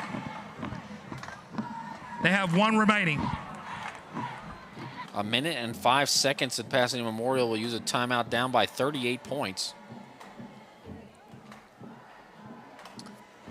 Well, this game has kind of gone the way we thought it was going to go, Evan. We thought this might not be a very close game. We were hoping the Mavericks could have done something here to keep this game close. They started off great with that onside kick and scored a quick 7 points to keep Shadow Creek off the field. But after that, it was pretty much Shadow Creek all game long, with Pace and Adai scoring touchdowns almost every time they touched the ball. They started the first quarter with that great drive, and then they started the first drive they had against the backups with a great drive from Aguilar. And other than that, they didn't move the ball at all. No, that's pretty much been all that it's been. They have scored what they normally average, 14 points a game, so they've averaged that number, but they definitely weren't able to keep Shadow Creek off the field tonight. 4th and 7, a high snap. They punt it. There's no returner back for Shadow Creek, and the ball will roll and take a Shadow Creek bounce back to the 49-yard line of the Mavericks. So starting on this side of the 50, and I'm sure they'll just either run it or kneel it. I can't imagine they'll really do anything too crazy here. Pasadena only has one timeout, so they really could just kneel it. No need to do anything else.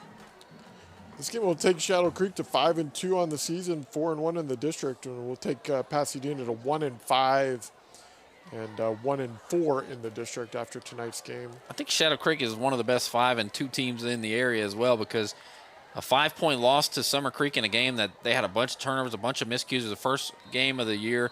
Obviously some things to work out, and then a double overtime loss to Dawson, who's a pretty good team. And you see the kneel there from Coleman. So they've had some winnable games. They could easily be 7-0. That's a good thing, though. I think it's always a good thing, though, to lose a couple games instead of thinking you're all world and can win every game every week. So it's always good to get humbled a little bit and lose a game here and there. And it makes you tougher when the playoffs start here in, believe it or not, in a few weeks it will start. See one more kneel there from Tavis Coleman, and that's going to do it for this one. Shadow Creek will finish the game 52-14, a 38-point victory over the Mavericks. And the Sharks really dominated after the 10-minute and 12-second mark in the first quarter. It was all Shadow Creek. Some turnovers and stuff they'd like to, get rid of. I think they had 4 turnovers, and obviously not ideal, but it was a very well-played game by Shadow Creek. They dominated.